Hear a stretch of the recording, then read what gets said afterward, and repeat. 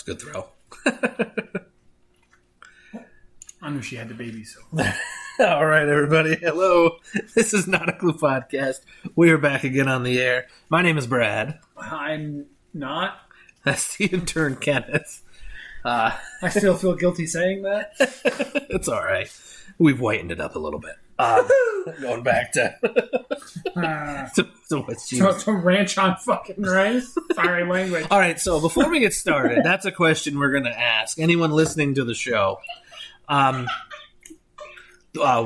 on white rice, yay or nay? Also, is that the whitest thing you've ever heard? Let us know. Comment wherever you're hearing this. Send us messages. However you want. The intern Kenneth and I would really like to know. And so now, here's the normal whoring of the show. You're listening here at Spreaker.com/show/NotACluePodcast. It's on Facebook, Facebook.com/NotACluePodcast. Facebook. On that Twitter thingy at NotACluePod. On YouTube. First name of the channel, Not a Clue, all one word, second is podcast. Also now find us on TikTok. Oh, TikTok. Yeah, at Not a Clue Podcast over there. On Instagram, Not a Clue Podcast, blah, blah, blah, blah, blah. You can also you can also find this streaming on Spotify, Amazon, on YouTube, also Tidal, wherever else you find it. There's a whole bunch of things. Wherever you get your podcast. People, yes. People from India, Uganda, Canada, England, Germany. No.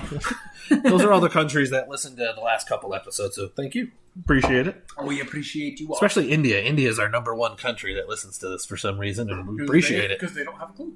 Appreciate it. Neither do we. And of course my mother tries to text me right as we're doing this. That's great. That's great timing. Yes, it is. It's like she knew. Yeah. All right. She's like, I can't click the link. Where is he? Where is he? All right, so we're going to get started. My bracket is terrible. I did not fill out a bracket this year. Usually I put one up for all of us to do, but I was like... And I didn't see it posted because I was looking for it. I didn't feel like doing that one. That would have been the only one I would have did. Didn't feel like doing one this year, so it was just... I filled one out just to... I can honestly say I've been in the dark in college basketball all year. But... I was not following it at all. I had a lot of going on. But now you've been brought into the light because of what's going on in game number 2. Because you're a North Carolina fan. Mm-hmm. I am a Duke fan. Also, CD is a North Carolina fan. Yes. You guys have terrible taste. Likewise. All right, fair enough. I wouldn't expect anything less. I mean, at least we agree on the Rangers. That's true. All three of us do. But as of right now, Duke is a 4-point favorite. Is that reasonable? Take North Carolina. You're taking North Carolina? With that spread, yes. I think it'll be like a 2-point game. Okay, fair enough. Do you think, because I'm taking these from FanDuel, ladies and gentlemen, the over-under is 151 for total score. 151? Between the two, yeah. We got to think North Carolina scored 80-some-odd per game, and Duke sometimes their defense... Yeah, I honestly... I think they're the worst defensive team out of the 4 left. I think the over is what I would take out of that. You got to think, 151, 75 a team. You know, if it's a 2-point game... Yeah, so you can go 77. 77-75, and there you go. go. Boom, there it is. Yeah. And I think it's going to be something more like 80-something to 70-something. All right, what's your prediction? We'll just get it right out of the way. We'll go 83-81. Who wins? Oh, I want to hear this. I got to make sure the microphone's picking you up when you say it. North Carolina winning. Oh! I can't say it. I can't say it. He tricked me. I can't say it. Oh, I thought you were going with the Duke. I can't say it. I can't. If I were betting right now, I probably would take the +4 for North Carolina. That's what I would do as well. But I'm going to pick Duke winning because I'm sensible. And I also am going to the over. I'm gonna hit the over. I'm gonna have 80-77. Duke with a win. That's what I'm picking there. So also I know that you hate this topic as well. Is this kind of overshadowing the Final Four because of Coach K? So I don't think it's overshadowing it. I know it's a big narrative. It's Coach K final run. He made it to the Final Four for Again, another record. Yeah, check. Let's check that Check off here. 13th time in the Final Four. Yeah, it's so. I mean, it's a big moment, no matter what. Yeah, and that's my head wants to say. You can see the pain on his face as we're discussing this. It'd be great. My head wants to say Duke, but I can't. Understandable, but I can't just because I know if I played for that team under that coach. And this was his last run, and we made it here. Yeah, I'm doing all I can to get him to that ship, to bring that title home. Understandable. I'm leaving it all on the court. And so far they have, because they were down in a couple of those games, Duke was, and they pulled it out in the end. They went on, 9-2 run to close out. Well, how do you go against a team that took out St. Peter's? Yeah. That is the best team that was left, and now they're gone. Honestly, I was really hoping that they would have kept winning just to crash the freaking party. I actually said it on Sunday at our flag. I turned to Brandon. I was like, North Carolina's ending their run. And he's like, you think so? And I was like, yep. That game was over right off the bat. It was, 24-9 suddenly? And it was 9-2 like that. And I'm like, yeah, this game's done. I gave him a chance until it was 24-9, and I'm at work going, like, well, shit, this game's done. I'm barely going to pay attention now. I can honestly say I can blame it on the coaching of the previous games. There was no adjustments ever made. Teams were in it up until halftime with them, and then they just didn't adjust to what the other team was doing. You got to adjust your team. You can't stick to your game plan and expect to win. I mean, if it's working, it's obviously... Yes, but you have to adjust to what the other team does. Yes. And there was no adjustments made. And I think North Carolina had enough time to plan, and they had the right personnel to compete against what St. Peter's brought to the table. St. Peter's, honestly, a school of 3,000. Yeah. Was it 3,003 or whatever the hell their actual total was of students? And the amount of money the coaches were making compared to their program was ridiculous. Yeah. Their program revenue was less than most of the coaches that were left other than their own coach. Yeah, what do you say? Coach K doesn't make any money. I'm even going to chuckle at that. He makes $1.05 million. That's a game. Yeah. I mean, at this point, he probably is, because you got to think of all the shit that's going on. He probably has all this in his contract for his final year, especially. I mean, all coaches usually have Elite 8, Sweet 16, Final Four, championship game, championship. Get their lovely bonuses. Oh, I mean, Christ, I wish that happened at work. You're at a job and you're like, hey, like for you, hey, you processed this many loans. You did your job. Yeah. You processed this amount of loans this month. Here's an extra bonus because that's a great total. Or you answered this many phone calls at 911 and you helped somebody, blah, blah, blah, blah, blah. Here you go. Here's your bonus. Yeah. Yay. Here's your bonus for doing your job that you're already getting paid for. Yes. Thank you. I appreciate it. Anyway, we're peons at our job, so I mean, I'm a trainer, thank you. Whoa, okay, he's not so peon anymore. I am the lowest full-time employee, so I am basically taking it in the rear end whenever I can. But that's how you move up the ladder. Sometimes it's forced up the ladder because because the way it's hitting you. Yeah, you just kind of go up a rung or 5. But now the other game. Villanova versus Kansas. Yes, hi, Rosie. And what is the over-under in this one? I don't know this one. The over-under is 133 because of Villanova's defense. Okay. And but also due to the fact that Justin Moore, I couldn't remember his name, I had to look up, is out with that torn ACL. Yeah. And he's their best player. Yeah. So, best all-around player. And Kansas is 4.5 favored. 4.5? That's it. That's it? It was 3.5 until the injury, then it jumped up a full point. I'm taking Kansas. Sorry. So that noise you just heard right there. Breaking news! Yeah, it means the dog has to go to the bathroom. Yes, the dog has to take a potty break. So I'm just going to quickly hit the pause button, and we'll continue this in just 1 second.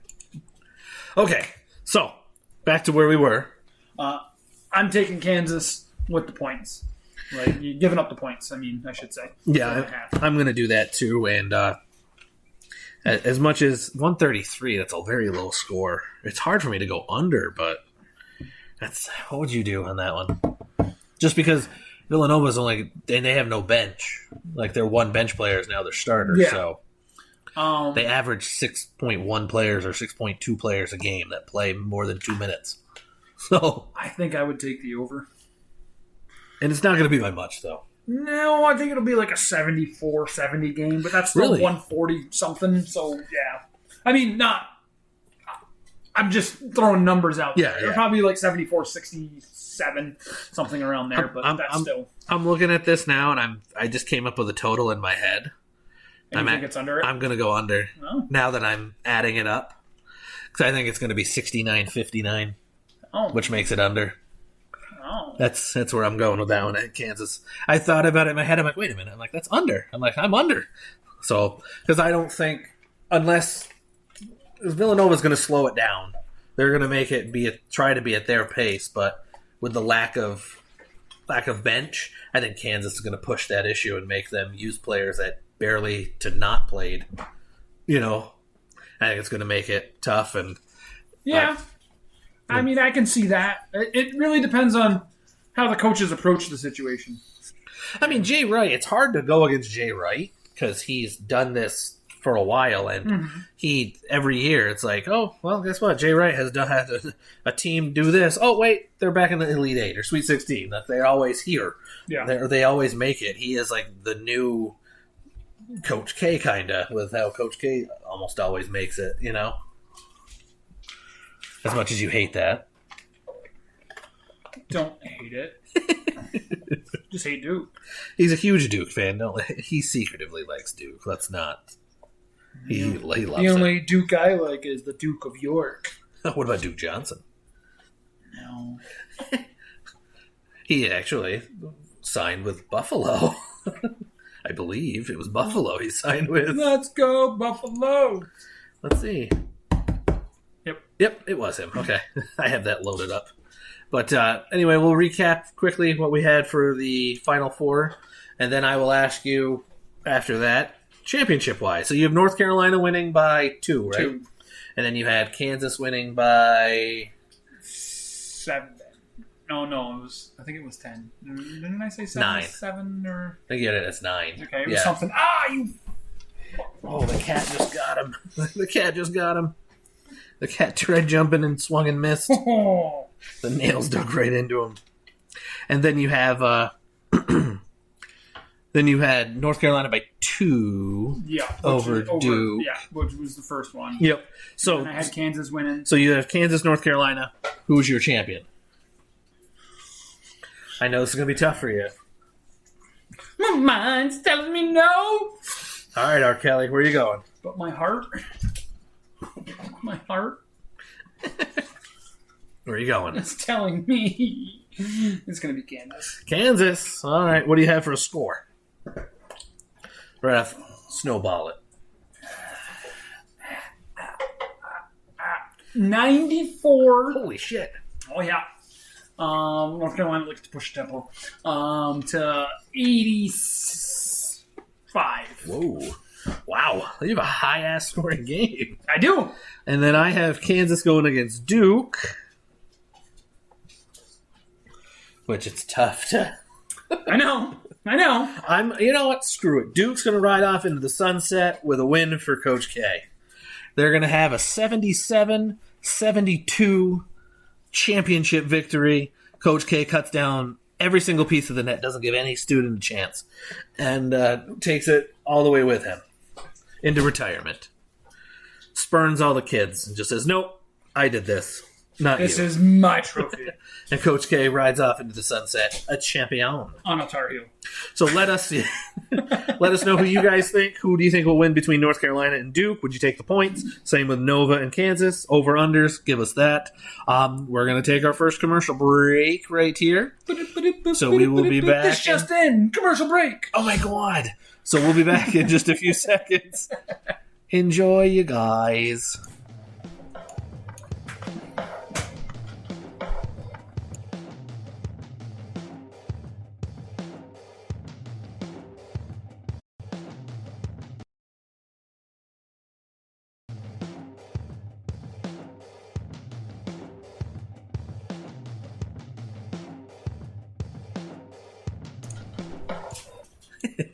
We are back. This is Not a Clue Podcast. Not a clue. I am Brad. That's the intern Kenneth. Ooh, I'm sorry. I am not. I accidentally Oh, wait, one no. of the cats. I am the intern Kenneth. That is the intern Kenneth. Remember, you're listening here at Spreaker.com/show/Nautical Podcast, Facebook.com/Nautical Podcast, on Twitter, Nautical Pod. YouTube channel is first name of the channel, not a clue, all one word. Second is podcast. Like, subscribe, do all that stuff. Find us streaming on Spreaker, Amazon, or not Spreaker, Spotify, Amazon, Tidal, wherever the hell you find this crap. Wherever you find your podcast. Wherever you find your potters and your comedy and your blah blah blahters. And a BDay. Also, the music. Music is brought to you by The Future Home. So find them anywhere you stream comedy and music. Little plug for that. I'll plug it. Gotta do. Whoa. All right, let's talk football.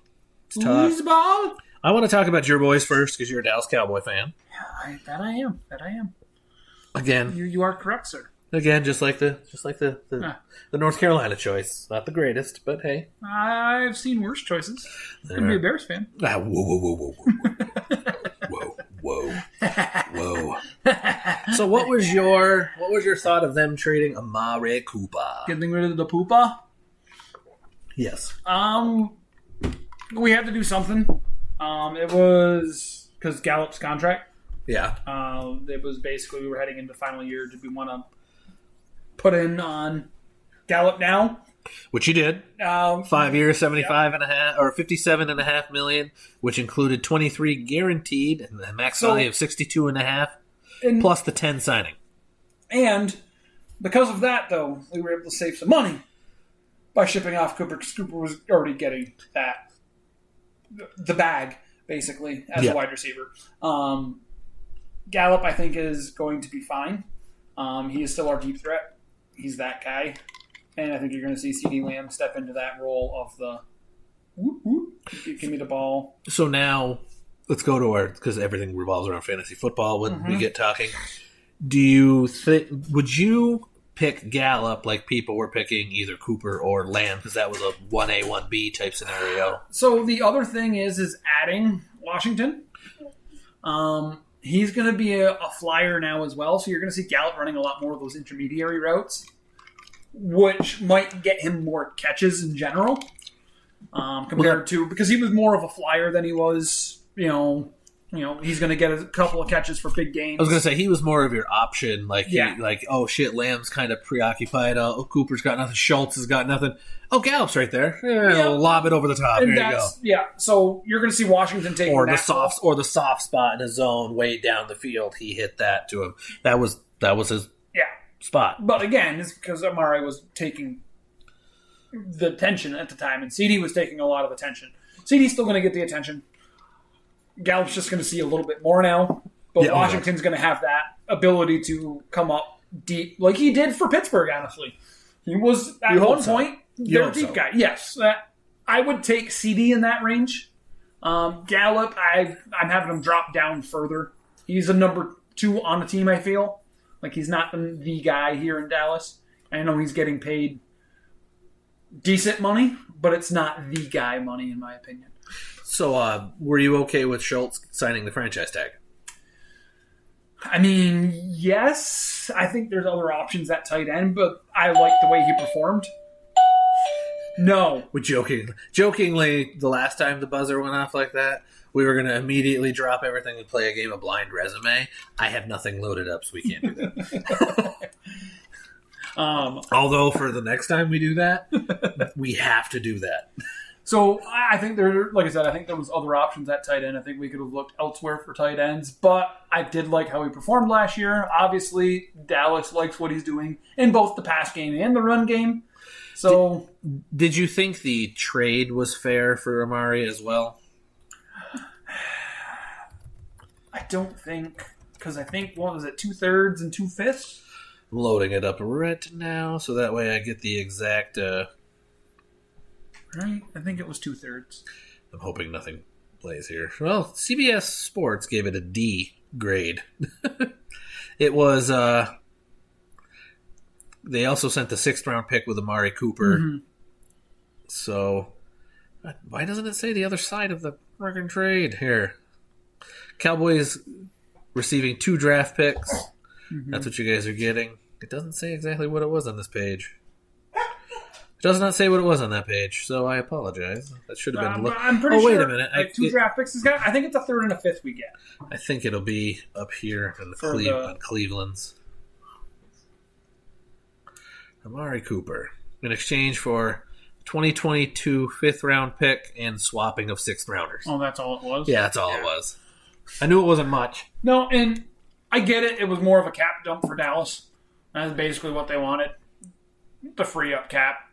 Well, now let's spin it to that team, because this is the team that had another thing happen. But was that good before we talk about the other person?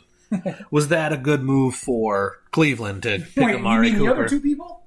The other 22 people? Well, I'm just saying, the other 2 people, because I'm talking about they signed another quarterback too. Yeah, well, yeah. Yeah. Yes. Yeah. I thought that was hilarious, by the way. Yeah. So, I mean, he's a good wide receiver. I've liked him as a wide receiver since he came into the league. Big fan. I was a fan of him fantasy-wise. I liked him coming into the draft. When he got drafted by the Raiders, I liked him. And he is a giant unknown right now of who's going to throw the ball, because you don't know if Deshaun's going to, which we're going to get to right in a second, Deshaun Watson's going to, or if Baker's still going to be there, Jacoby Brissett, who they signed also. Don't know what's happening with the civil suits yet. Don't know what the NFL is going to decide on Deshaun. Yeah, because more people are coming forward again. That's the thing, is he's had issues with other QBs too. Like, Dak hit him often in the Cowboys offense.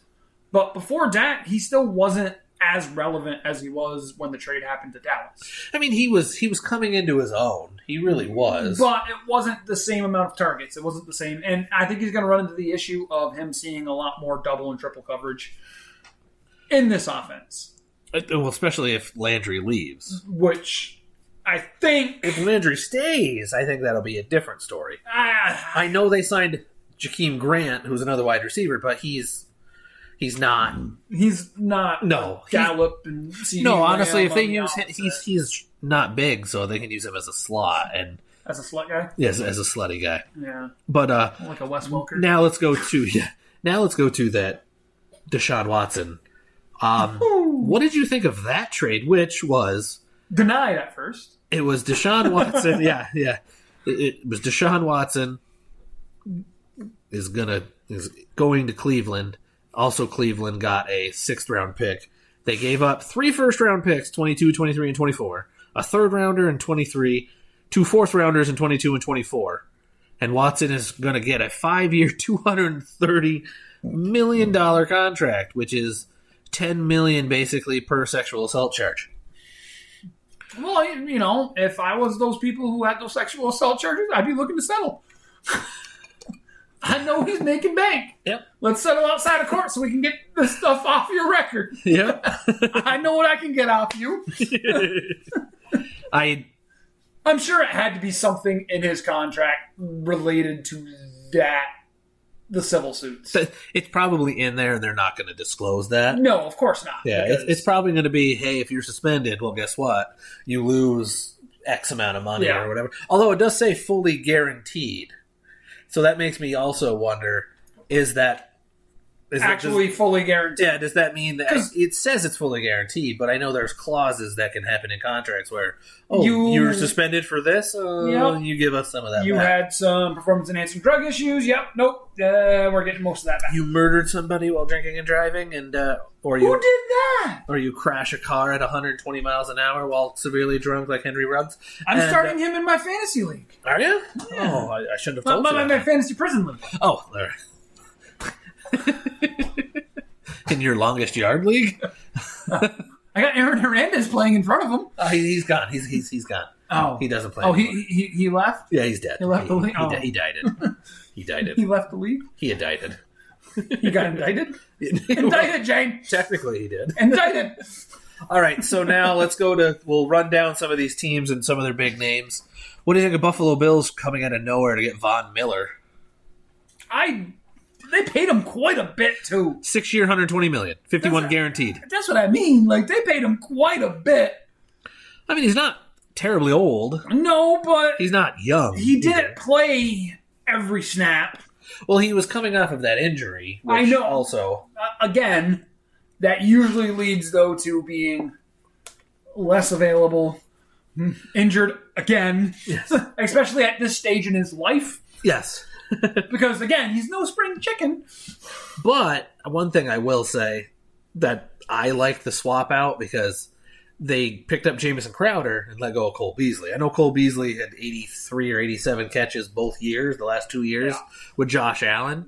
But, no, don't step on buttons. Don't step on buttons. Don't step on buttons. The kitty was stepping on buttons. I don't know if you... Okay, we're still on here. Special cat. She's got the cat. I got the scoop. Oh, sorry. But I like Jamison Crowder. It's just he is an injury risk. Do you think that was a good idea to let go of Cole Beasley? Although he wanted more money, Cole Beasley did. I think they're... Again, it's one of those damned if you do, damned if you don't kind of situations. I mean, they also signed Isaiah McKenzie, who's not terrible. But it's only Isaiah McKenzie. Yeah. And Jake Kemerow, I'm not going to... You're not even going to bring him up? No, but the signing of O.J. Howard as their number 2 tight end. Yeah, but behind Knox, that's going to... That's a... Yeah. I mean, we've seen O.J. Howard right in front of us. Like, legitly in front of us. And he's a big as son we of called a... the play. We did. Yes, we did. We called the touchdown right in front of us. You have that photo of him celebrating. I do.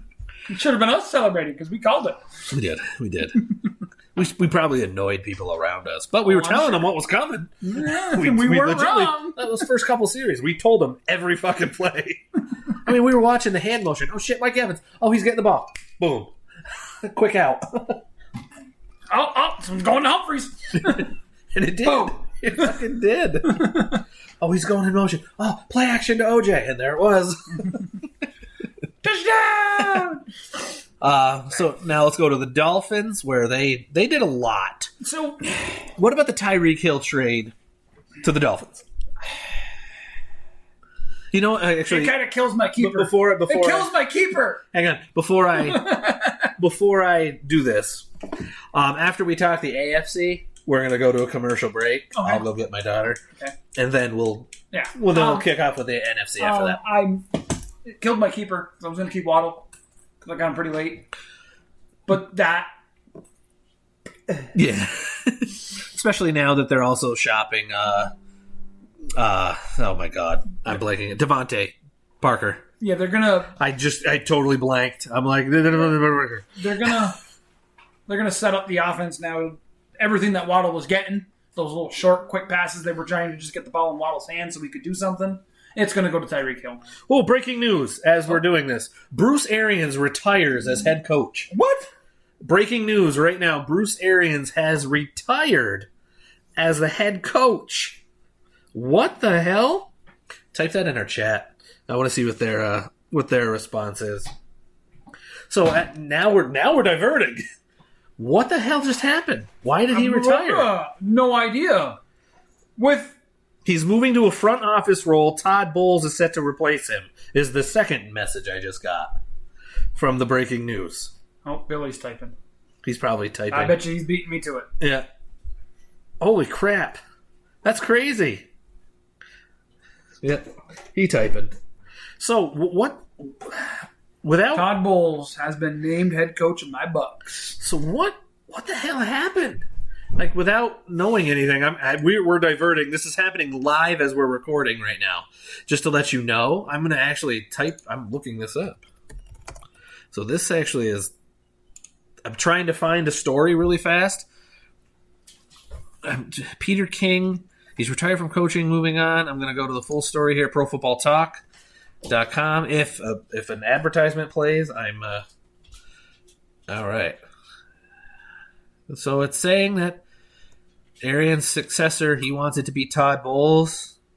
Bowles previously coached the Jets, 24-40 record, blah, blah, blah, blah, blah.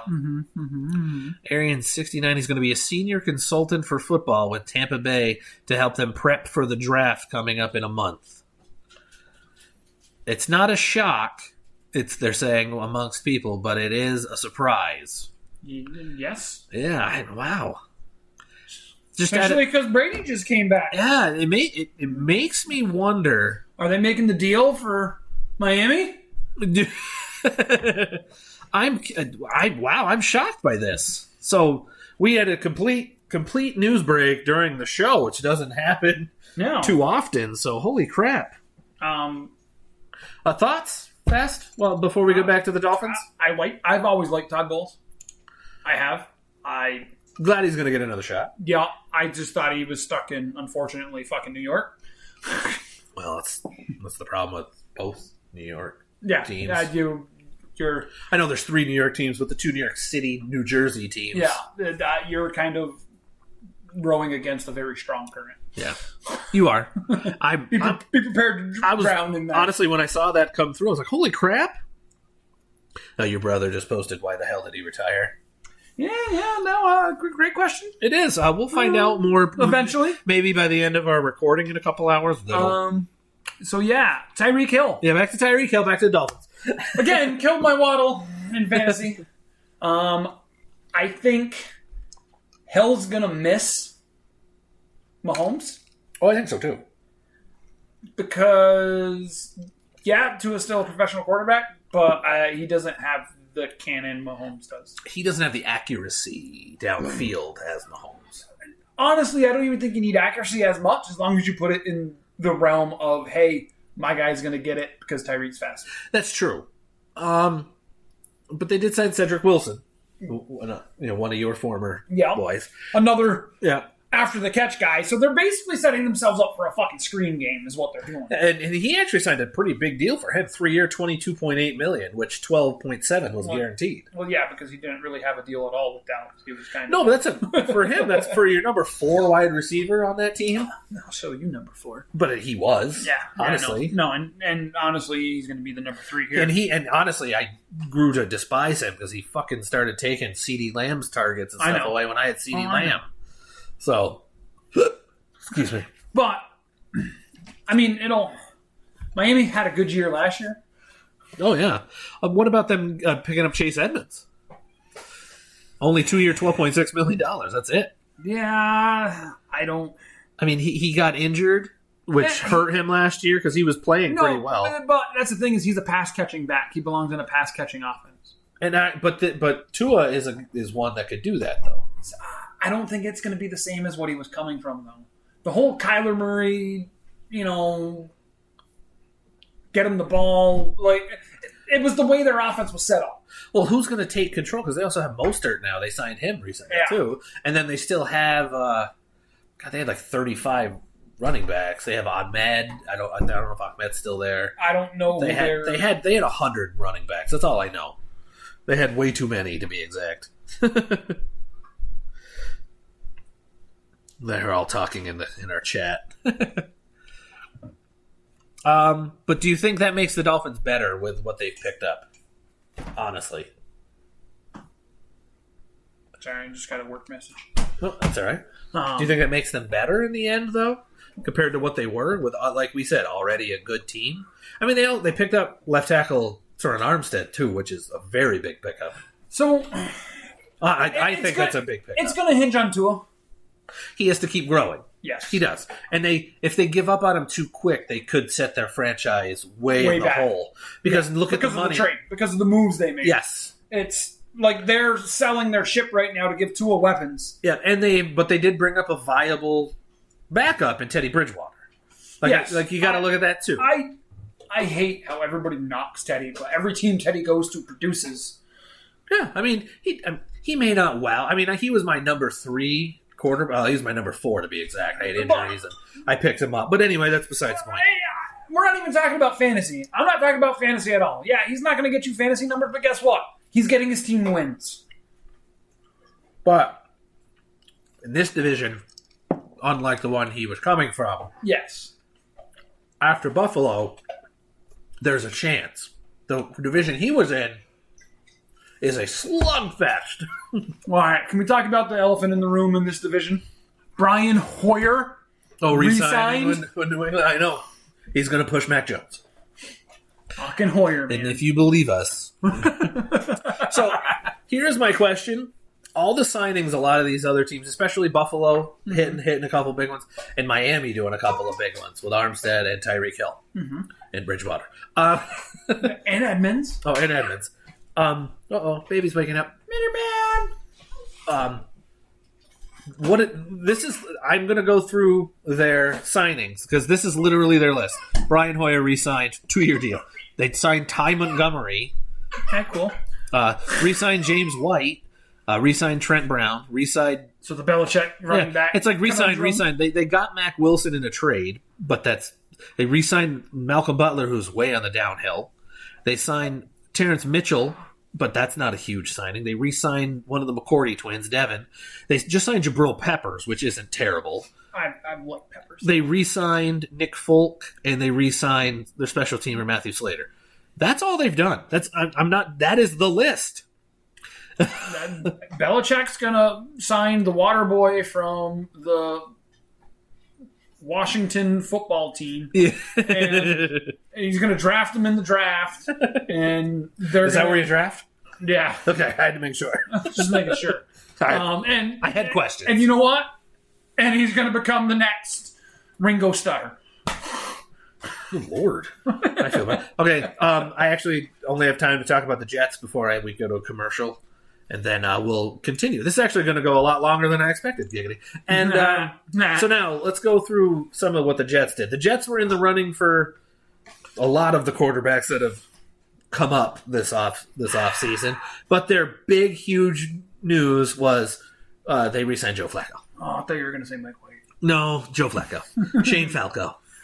Shane Falco? They got Shane Falco. They're going to win. So they're another team that didn't do a terrible amount, although I do like the CJ Uzama move because he went from Cincy to them. And they needed tight end play, especially if they're going to stick with Zach Wilson for another year. Well, and they need to give they got both him and Tyler Conklin, so there you go. They need to give him that outlet, and tight ends are a young quarterback safety valve. Yes. Straight up. Well, look at Gesicki in Miami. Well, I was going to say, look at the New England Patriots. They thrived off of having two great route running, pass catching tight ends with Hunter Henry and their wide receivers were Jonnu Smith. Sorry, I blanked. Their wide receivers were. You had Jacoby Myers which didn't really become a name until he got passes there. Well, you still knew about him. Yeah, I was going to say I targeted him in every draft, but because it was the only fucking option. Sorry, pardon my language. I actually not because he was the only target there, but he actually was one of my targets. But yeah, so having those tight ends will help, but they really need to shore up that did sign Greg the Leg Zuerlein though. They do need to shore up that offensive line. They do. I mean, they did sign. They re-signed Connor McDermott. They picked up Lecken Tomlinson, 3-year deal. That's not bad for a guard. And then they got another lineman. They re-signed Dan Freely. Plus they signed Solomon Thomas. Not terrible. Getting older, but whatever. Jacob Martin. I mean, they did sign people, but I'm forgetting about Greg the Leg, man.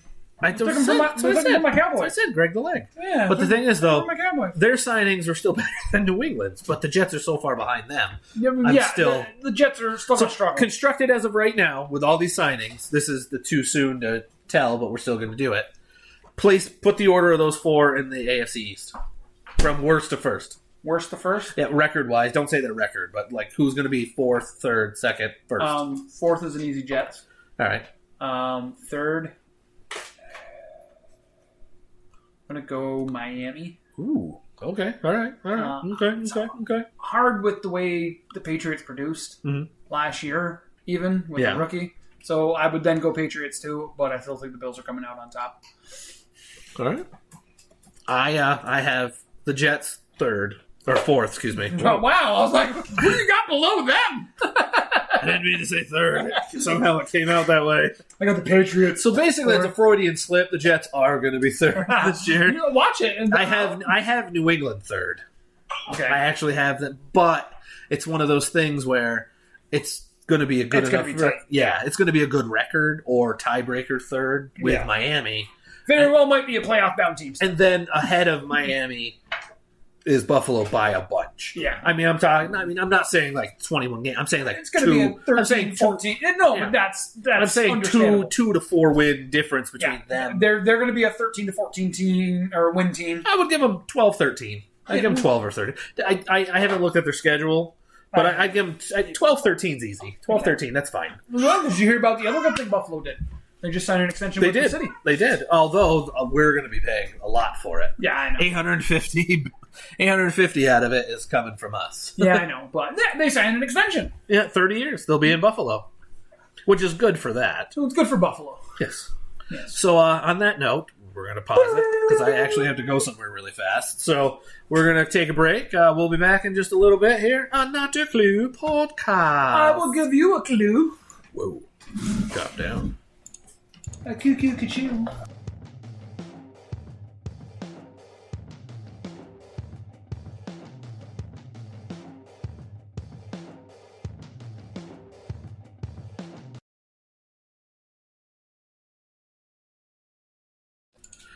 And we are back. Remember, you're listening to the Not a Clue Podcast. Spreaker.com/show/Not a Clue Podcast. Facebook.com/Not a Clue Podcast. On that Twitter thingy at Not a Clue Pod. Subscribe to the YouTube channel. First name of the channel, Not a Clue, all one word. Second name is Podcast. Also on Instagram, TikTok at Not a Clue Podcast as well. Where you can catch us doing our TikTok dances. Yeah, well, yeah. Sure. But please follow along there. Also, you can find us on Spotify, Amazon, YouTube as well. iTunes, anywhere you stream your podcasts. Also, music. Any music that you hear tonight is brought to you by The Future Home, which you can find on all streaming sites for music and comedy, because they do both. In the future. Yes, of the home. The Future Home. So, they're also on TikTok as well, so follow them there too, because that's where you find a lot of Debbie. Yeah. Debbie and Ernest. Ernest? Yeah. Debbie's man. Oh. Ernest. His new... No, it's the guy that she's been around her whole life. And so her uncle, brother, cousin. Yeah, yes. Basically. Her uncle, brother, cousin. Yeah, that. Yes, that. I've had one of those before. Yes. So. As I sit here with my cousin. Yes. Brother, uncle. So, we're going to go to the AFC North, which we've already talked about Cleveland. I mean, briefly. We didn't mention, that Jacoby Brissett was brought in. I mean, we did say it. But but we didn't. But, I mean, there's nothing else really to talk about there. I mean, Njoku got the franchise tag. I mean... But Chris Hubbard. He went to the cupboard. Hold Chris Hubbard. But anyway... the big news, Cincinnati re-signing Eli Apple, because, that man is porous as hell. He can fit through the holes in the B in the Bengals. I mean, they got Lyle Collins from the Cowboys. They did. And they got Hayden Hurst. Not a terrible tight end. Oh, I'm sorry. I got the dog. And they got the other Michael Thomas. He re-signed. But, honestly, and they re-signed Brandon Allen as their backup. Who? Who do they got at quarterback? Mr. Joseph Burrow. Joseph. I just misread something because I combined BJ Hill and just Tupou. I thought it said a 1 year $30 million deal, but it's 3 year $30 million. I read this and then this for some reason. My eyes caught up. Like a 1 year $30. I'm like, that's and I was like, oh no, those are my eyes being in the typo. But now we're going to go to the team that has made a lot of moves, the Baltimore Ravens. God, I can't keep track of all these. Hold on, let's start at the top and we can read down through them. Yeah. Patrick Ricard. Yeah, 3 year deal. Nice. Yeah. Morgan Moses, 3 year deal. Oh wow, another 3 year deal. Michael Pierce, 3 year deal. Oh wow, another 3 year deal. And then Marcus Williams, a 5 year deal. No, Rosie. We were just let out, Rosie. Like legitly before we unpause this. But that is it. That is the moves for the Ravens. So, what? What are they doing? I mean, they already had a good team, don't get me wrong. But they made their secondary, which I already thought was pretty good, better. But still, it's like, wow. I thought they would have made some moves to get Lamar Jackson maybe a weapon. Like more weapons? I mean, they have Andrews and Like a weapon? I mean, their running backs all got hurt last year. So, I know. I mean, they're going to have that coming back. I know, but again, a weapon. I want a downfield weapon. I mean, I know they have Hollywood Brown, but he drops a lot. He has the case of the dropsies. Dude, he'd be wide open, fucking dropping in his pocket, and it's whoops. Yeah. He has the oopsies a lot. Rosie. So let's move on to Pittsburgh, where The Pittsburgh Steelers. where as a Bear fan, calling back to our last real playoff appearance, Mitchell Trubisky was signed, and also Dwayne Haskins was signed. I thought the Giants were all in on Mitch Trubisky. That was the rumor. Instead, they got someone else that we'll talk about later, which really made your brother happy. Of course. I'm being facetious. No. So between Trubisky, Haskins, and Mason Rudolph, who do you see, unless something else happens, starting job in Pittsburgh as of right now? The never too early prediction. Not a clue style. I'm going to go Mitch Trubisky. Same here, because they're paying him that kind of money. Because Haskins is only getting 2.5. Well, he's had snaps under center like more consistently than the other two names. Dwayne Haskins has started. Actually, out of the three of them, Trubisky has started less than them lately. Yeah, because he sat behind Josh Allen all last year. Overall snaps. Yes. Haskins at least has had a start since, and so has Mason Rudolph because he followed Roethlisberger, who was always one step away from an injury the last 3-4 years of his career. Yeah, he barely moved last year. And his arm reflected it with his 3.8 yards per throw. Yeah. But I'm going to also ask, I'm also going to throw in there, I've always been a Miles Jack fan. Yeah. I liked that signing. No, he was usually one of my staples as a linebacker, honestly, in Madden. I tend to go after him. Yeah, he's got speed. Yeah. You know, he's a good coverage linebacker, and which you need in this league. Because he was also a casualty of where he played. Because of how good the tight ends are, though. But he's a casualty from where he played. Because people are like, why are they signing the Jacksonville Jaguars Miles Jack? Because he was one of their better fucking players. Yeah. Let's be honest. Like I said, he's got the speed to cover tight ends out of the backfield. Or out of the backfield, yeah. So, gotcha, yeah. You know, if a tight end lines up back there, you can cover him. That tight end's lining up as punter. What's going on? Yeah. So, but I've always liked him for that reason alone. He's a solid tackler. He's not going to make a name. He doesn't make a name for himself in the run game, stuffing that run. He's not one of those big hitters. You know, he's a big hitter, but he's not. He's not a north-south big hitter. No, he's a sideline to sideline big hitter. Yes. I like those kind of players because they're everywhere. Yeah, he can be. But again, he was a product of Jacksonville, and when you don't have, after they got rid of everybody, for the most part, it's basically avoid him. Because it was him and the other Josh Allen. Yeah, but for a little while it was him. But it's him. It's Josh Allen and him. So it's basically, all right, just don't let those two fuck with you. That's what it was toward the end. You got to think they got rid of everybody that was a big name over the last X amount of years. Yeah. Anyone who helped them really do well, especially when Urban Meyer took over, the rest of them were gone. And now they're going to pay for it. They signed a lot of people. We'll get to them in a little bit. But now the question I asked about the East, when we talk about the AFC North, worst to first, who you got? Because it's going to be tougher, because I think this is a huge improvement. I think the biggest thing is going to be Cleveland's starting QB situation. Yep. Oh, yeah. So in determining that. So, okay, we'll do it two different ways, because I, as much as I hate the what-if game, what if Watson's not the starter for the first half of the season, but is for the second half of the season, and then what if he plays the full season? We'll do it that way. Because I don't think he's going to go for another full because he sat out all last year. So I have a feeling it's going to be 8-9 weeks, and then boom, and then or nothing, because he's already sat out a full season. I was going to say, if he's going to get anything, it's going to be a minimum of 6. Like minimum, because the precedent's been set. So we'll say half a season, because there's a lot. So we'll just say 8-9 weeks. So let's say he plays half the season. Okay. So there's 17 games. So he plays 8 or 9. Flip a coin, doesn't fucking matter. So he plays 8-9 games or all 17. If he plays all 17, how do you have it? This is a tough one. If he plays all 17, especially with the run game, I think it's going to take another year though to get the chemistry down. And it all depends on what else they have at wideout to go with Amari Cooper. Because of course everything's not done yet. Draft hasn't happened. None of that shit. Yes, this is why it's the never too early. Yeah. After the draft, we'll probably bring this back up. Bottom, I'm still going to have Pitt, unfortunately. But is it like a really low record?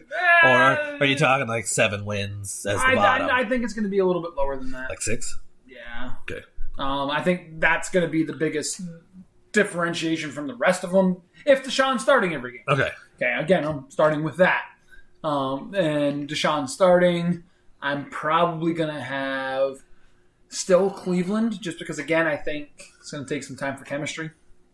Like, they might pick it up the second half of the season, but it's not going to be enough to overtake the first two. Yeah, get them over the next two. Okay. I do think Cincinnati's going to take a step back. You think they're going to come back to reality a little bit? Yeah, I think people are going to see a little bit more tape. Adjustments are going to get made. They're going to read a little bit more. With Burrow's injury and everything, it was a big question mark on how he was coming back. True. What are you going to do to him?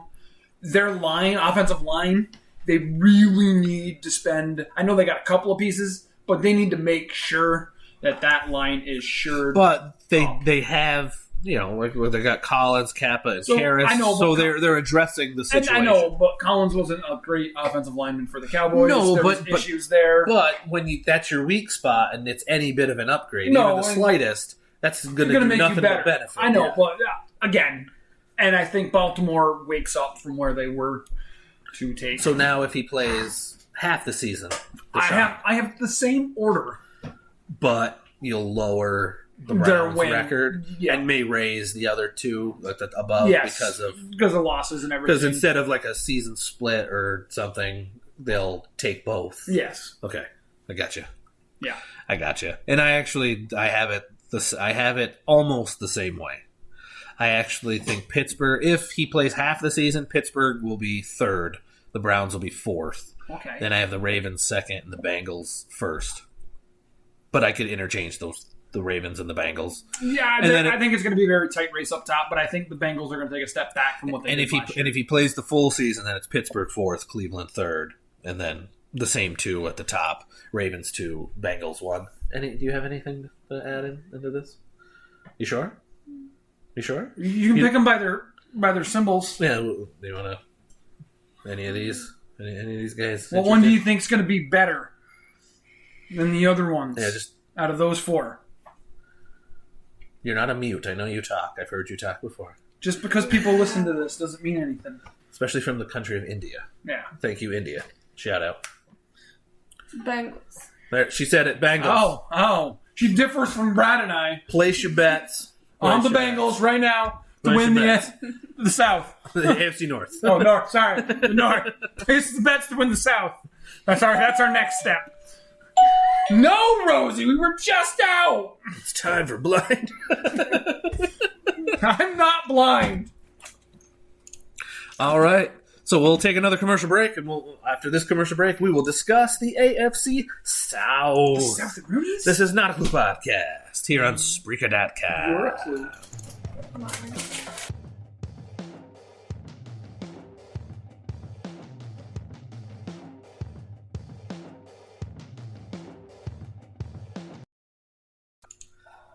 And we are dirty back. South. We are back. This is Not a Clue Podcast. I'm Brad. I'm Keith. Kenneth. That's the intern, Kenneth. Remember, you're listening here, Spreaker.com/show/Not a Clue Podcast, Facebook.com, Not a Clue Podcast. Really my persona. Twitter at Not a Clue Pod. You didn't. You done did it. Find us on YouTube. First name of the channel, Not a Clue. All one word. Second is podcast. Yes, this is the Keith. You didn't do the noise. This is the guest speaker, Keith. You didn't do the noise, though. There it is. Okay. You can find us on Spotify, Amazon, Wherever you iTunes, find your podcasts. wherever you find your pods. But anyway, let's get on to the next one. Not to be confused with your Tide Pods. Yes, don't do those. So now, big news after the Texans traded away and they got a ton of picks. Damn. Kyle Allen. And Jeff Driscoll. I'm not a fan of the Driscolls. But, oh my God, I'm now forgetting his name. The guy who took over, the young kid, Davis Mills. Yeah, he's going to be there. Yeah. Yeah. Which, weird saying that name as the number Starter. one. Yeah. But they signed a ton of people, but it's a lot of re-signs, trades. They signed a Deshaun. It's like the dog knows. They signed Deshaun. Yes, the only Deshaun? Yeah, Hamilton. Deshaun Hamilton. Yes, the only Hamilton. I mean, everyone does just a re-sign. Like just look at this. Re-sign, and then you had Pharaoh Brown, Deshaun Hamilton, re-sign. It's like re-sign. Yeah, I mean, yeah, they didn't really do anything to impress me. No, I mean, well, Besides dumping that quarterback that wasn't going to play there again. yeah. So honestly, anything's better than. I mean, they're going to have a couple years of rebuilding. Oh God! Well, I mean, they got 3 first-round picks, so yep, and plus thirds and all that stuff too. Yeah. So I mean, you can't got sneeze. chances. You can't sneeze at third-round No. picks either. Look how many third-round people became stars in the NFL, regardless of position. There's a lot. So now I want to go to the Colts. Dak Prescott, I want to go with Russell the Wilson, Colts, who got rid of Carson Wentz, went to the Commanders, which sounds weird saying that. Yeah, Just I know. the actual title, not like Yeah. him Yeah. itself, but that's weird too. But they traded for Matty Ice for only a third-round pick. Was that a fine price or too much, too little for Matty Ice? I mean, at this stage in Matty Ice's career, I mean, he's got 2 years. I think it's a good price. He's got this year, next year on his contract. I think too. it's a good price. Okay. That's what I mean. Like, I for a moment was like, that might be a little too much, but the Colts have a good run game. Good offensive line. They're going to keep Matty Ice upright. Uh-huh. That's going to make Matty Ice a better quarterback than he has been playing the past couple of years. Yes, because he's had a line that was very And porous. a non-existent run game. Yeah, when Cordero Patterson, Is your leading rusher. yes, when you brought in Mike Davis to be your rusher, but then partway through you're like, no, we're getting more yards just dumping it off to Cordero Patterson. Yeah. Because when Cordero Patterson's running the ball 5 times for 13, 15 yards, but he's getting 7 catches a game for 68 yards. Not to mention his guy in his previous plays was like, oops, nope. I'm taking a year off, and now I'm getting suspended for gambling. Yeah, which we'll get into that in a little bit. When we talk about Well, I talk have about to mention it. when we because- talk about the Falcons, we'll get back. Because we're talking about Matty Yeah, Ice. So, we'll get back to the Falcons in a little bit. We'll go back to. We'll circle I back. do think it was a fair price. Okay. Seeing how the Falcons are in a rebuild mode, they wanted to get the best they could for them, and third round sounds money to me. What about them also getting Yannick Ngakoue from the Raiders? What they? All they traded was Rock Ya-Sin, I mean, which is a great name to say, and It is. the fact that guy is now in Vegas that's marketing in my opinion. But that's all it was. That's why they did the trade. Rock Ya-Sin City. I mean, that's where he's going to be. I mean, their defense is already formidable. Oh God, yes. So- They're a top 7-6 defense already, and in fantasy wise, they're top 4, I believe, top 3. So Without looking it up. I think the Colts are going to have a good year. Like, I think you're going to see them, and I'm going to say it, probably win this division. Oh, right. Well, I mean, the real team they got to look out for is that one. Yeah, the Titans, but Yeah. I think they'll surpass them this Yeah. year. So let's go to the Jacksonville Jaguars. Because I think the whole Matty Ice from Carson Wentz. Oh yeah. Big Oh, upgrade. what did you Big think upgrade. about the GM Irsay said today that it was a mistake bringing in Carson Wentz? I thought it was a mistake as well. I mean, he's not a terrible quarterback. It just wasn't right for them. Okay, that I can get behind. It's Because still Carson Wentz doesn't have that decision making that the Colts needed. correct, and he didn't have he only had 7 interceptions though. But that's because the ball was taken out of his hand Well, a Jonathan. lot. Well, Jonathan Taylor. when you have a guy who by rights should have been the number 2 rusher in the NFL, because Derrick Henry, when he got hurt, was 290 yards ahead of him. Yeah. So let's be honest. But honestly, Carson Wentz wasn't a threat to throw the ball down the field. No, not like he was years before he got injured. Yeah, it was a different story. Yeah. Different quarterback. So now let's get on to the Jacksonville Jaguars. They signed Evan Ingram, which I know your brother was not happy about. That the Giants let him walk. Yeah, is what it. Yeah, was. they didn't. They didn't try to flip him, trade him. Get something out of it. They got a pretty good quarterback in Darius Williams. Yeah. I mean, you can tell they're rebuilding because I fuck up this guy's name. Foley Fatsukasi. I butcher that name all the time, but he's not a terrible D tackle. Like he's one of those stuffers in the middle that they need, especially going against Jonathan Taylor. So I do like Derrick Henry. I do like re-signing Trey Herndon too because I think he's a good defensive back as well. And they picked up Zay Jones and Christian Kirk. So I think they overpaid for Christian Kirk. Oh yes. Oh God, yes. But get what you can get. Yeah. I mean, hey, someone was willing to pay it. Might as well get your money. But now going to that. No. Rosie, no. Come here. So now with that said, does that hurt the wide receiver core that they already had there in Marvin Jones and Laviska Shenault and DJ Chark's gone, but we'll discuss that in a little bit.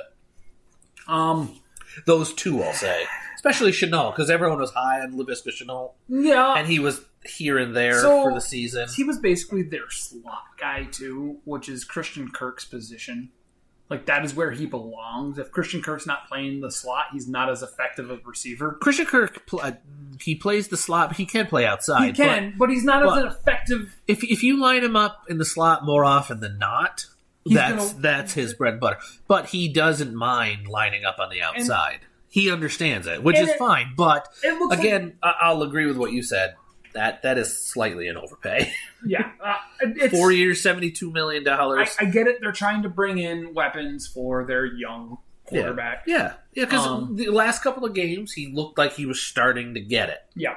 Because now you had the stink of Urban Meyer gone. Took a couple weeks to start getting that going. Then suddenly it was like, holy crap. Jacksonville looked okay. Wait, it's football? Look, they destroyed the playoff run that could have happened in Indianapolis, which changed that team. Because if they made the playoffs, I don't think they got rid of Carson Wentz. No, probably I'm going to be honest, because he threw up, 105 yards in that game? Wasn't a lot. He did shitty. But, Jacksonville signed some players. I think they made the appropriate moves they needed to make, getting some bodies. It's really going to depend on how they draft. Yeah, honesty. Which, honestly, if they keep what they had done in the past, their drafting isn't terrible when it comes, especially defensive players. No, and that's usually where they find their bread and butter, is drafting those defensive. Yes, I will agree. No matter who is their GM, they actually seem to be okay with defensive players. Back to Miles Jack and stuff that we talked about, and Jalen Ramsey and shit like that in the past. And Josh Allen. Yeah. So, now the Titans. Their real big move was getting Robert Woods. I know he's coming off of an injury, but they only got him for a 6th-round pick. Yes, but they're also letting Julio walk. Yeah, but Julio... I know, he's older, but Julio. It's still Julio. Yeah, true. Watch him end up... They did sign Austin Hooper. So that helps out. Austin Hooper? Yeah, they needed tight end. Big time. Yeah. They relied too much on the outside. Which... Thought the cat was falling. Them getting rid of Jonnu, or letting Jonnu walk when Jonnu walked, hurt them. Yes. Yeah, they didn't want to sign him to bigger money. They offered him a contract, and it wasn't as much, so... The cat. Holy crap. Yeah. Nothing but static. Nothing but fucking hair from that thing. They, they didn't sign it. They haven't signed a ton of people. No. But getting Robert Woods and Austin Hooper helps out Tannehill too. Personally. Yes, I still don't think they can lean as much as they've leaned on Derrick Henry. Especially now that he had his first real big injury since college. Which needs to make them find that passing identity, like, as a viable option. Yes, it worked for them the occasional game, but it wasn't something they could turn to. Well, when they needed it, that you could see how weak they were, especially without him. Yeah. When playoffs came around. Yeah. Because without him, and him is Derrick Henry, without him being crisp, we'll say. Yeah. He was there, but it was his first attempt back since he broke a bone in his foot. It turned how they played the game, and it did not help. Well, he wasn't as effective because even when he was out, they didn't, like, they went from that streak of their wins to just whoop. Well, they started out fine, and their running game was still fine because Hilliard had a 100-yard game. Like, two different guys had 100-yard games, and then one or two of them also had like 80 yards receiving in a couple of games too. So they had. That's at least one thing. Derrick Henry, although this year he had more catches than normal, he was getting 2-3 a game instead of 0 to 1. Yeah, and those screens though, dude, he just kept blowing them up.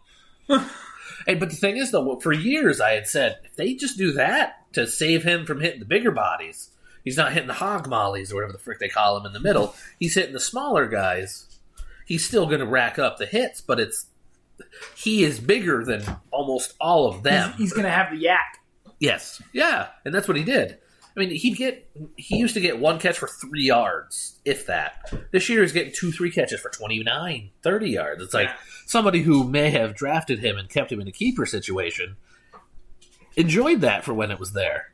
Yeah. Then when he got hurt, totally destroyed their team and they almost got last place. But it's fine. It's fine.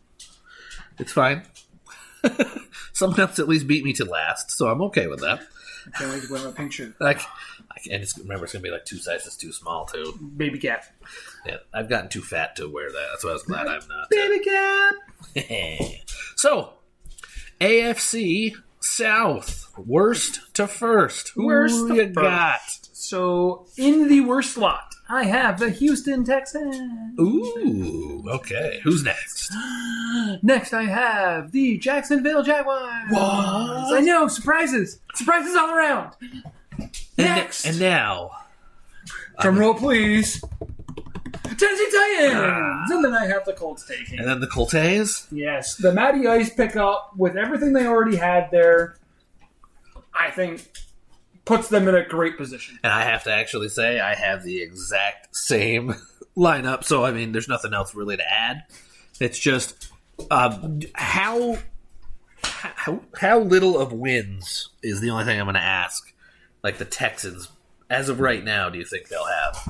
I'm going to give you an over/under. I don't have they don't have those out yet. No, but I'm going to give you an over/under of 3.5 or 4.5. Excuse me, I'll go 4.5 because that's about. I'll go 4.5. I'm going to go under.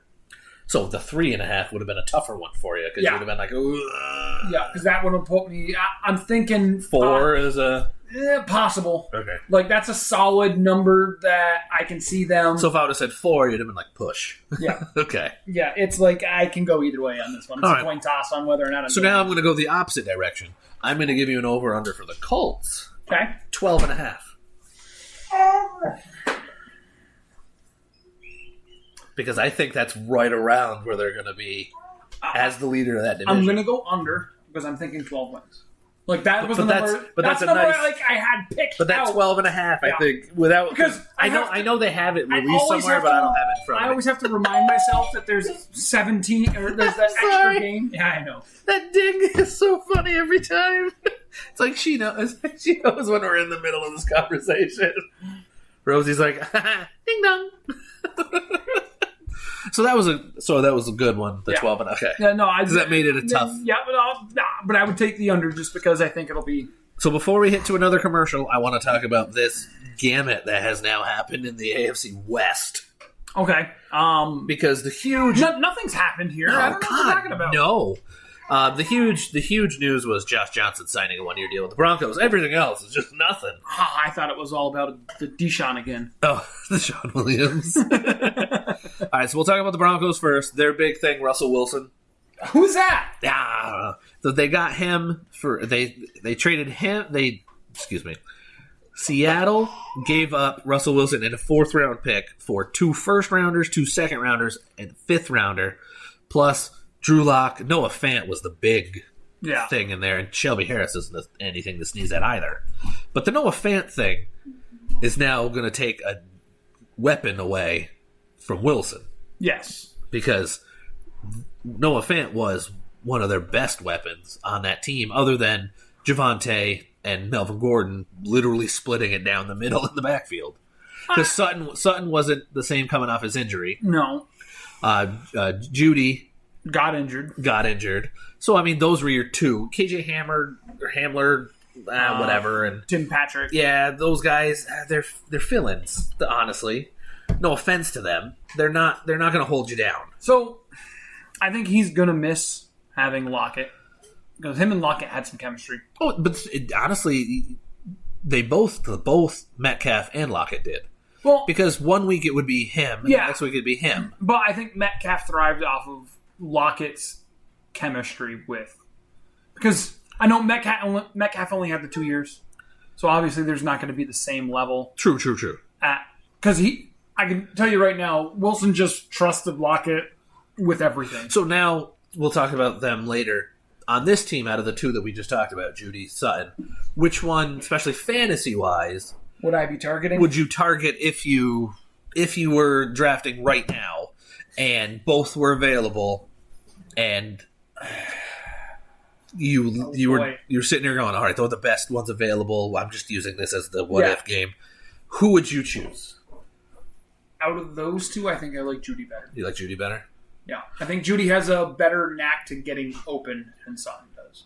Courtland Sutton, though, put up good numbers with shittier quarterbacks. No offense to Drew Lock and the rest of the group back then. But I think that Judy has a better opportunity to get open. Like, I think he's better at creating that separation. If Courtland Sutton, because this will now be year 2 from the big injury, this should be the year he comes back a lot more. Yeah, and that's where I'm going. I want to see how he looks right off the bat, because if he suddenly has more explosiveness and cuts, then he's back to how he was. Because injuries hurt. I also, them getting Randy Gregory for their defense, helped out a lot. From where? What team did he go from? He played for some team in Texas. Oh, yeah, I don't remember. Really bad. They have a small stadium, like really bad team. Yeah, they weren't that good. No, they have like cow in their name. He moved along. Terrible dad pun, but I mean that was their big move, was getting Russell and then getting Randy Gregory. Everything else, I mean, they got Tom Compton, offensive lineman. They re-signed a bunch of people. Was he out of Compton? Straight out of some of their other moves are like lower level guys that aren't gonna rotational. Yeah, I mean DJ Jones not terrible. He's 3 year $30 million. I mean he's getting paid for a reason. He's not terrible, but he's not somebody that moved a needle for me. Yeah, didn't get a wiggle. No, not even a wiggle. But now we're gonna go to the Chiefs, or the Chefs, if you will. Chad Henne. How much will Patrick Mahomes and that team miss Tyreek Hill? We're gonna go there first. I know they got Corey Coleman in return, and Juju Smith-Schuster in return, and Marquez Valdez-Scantling in return.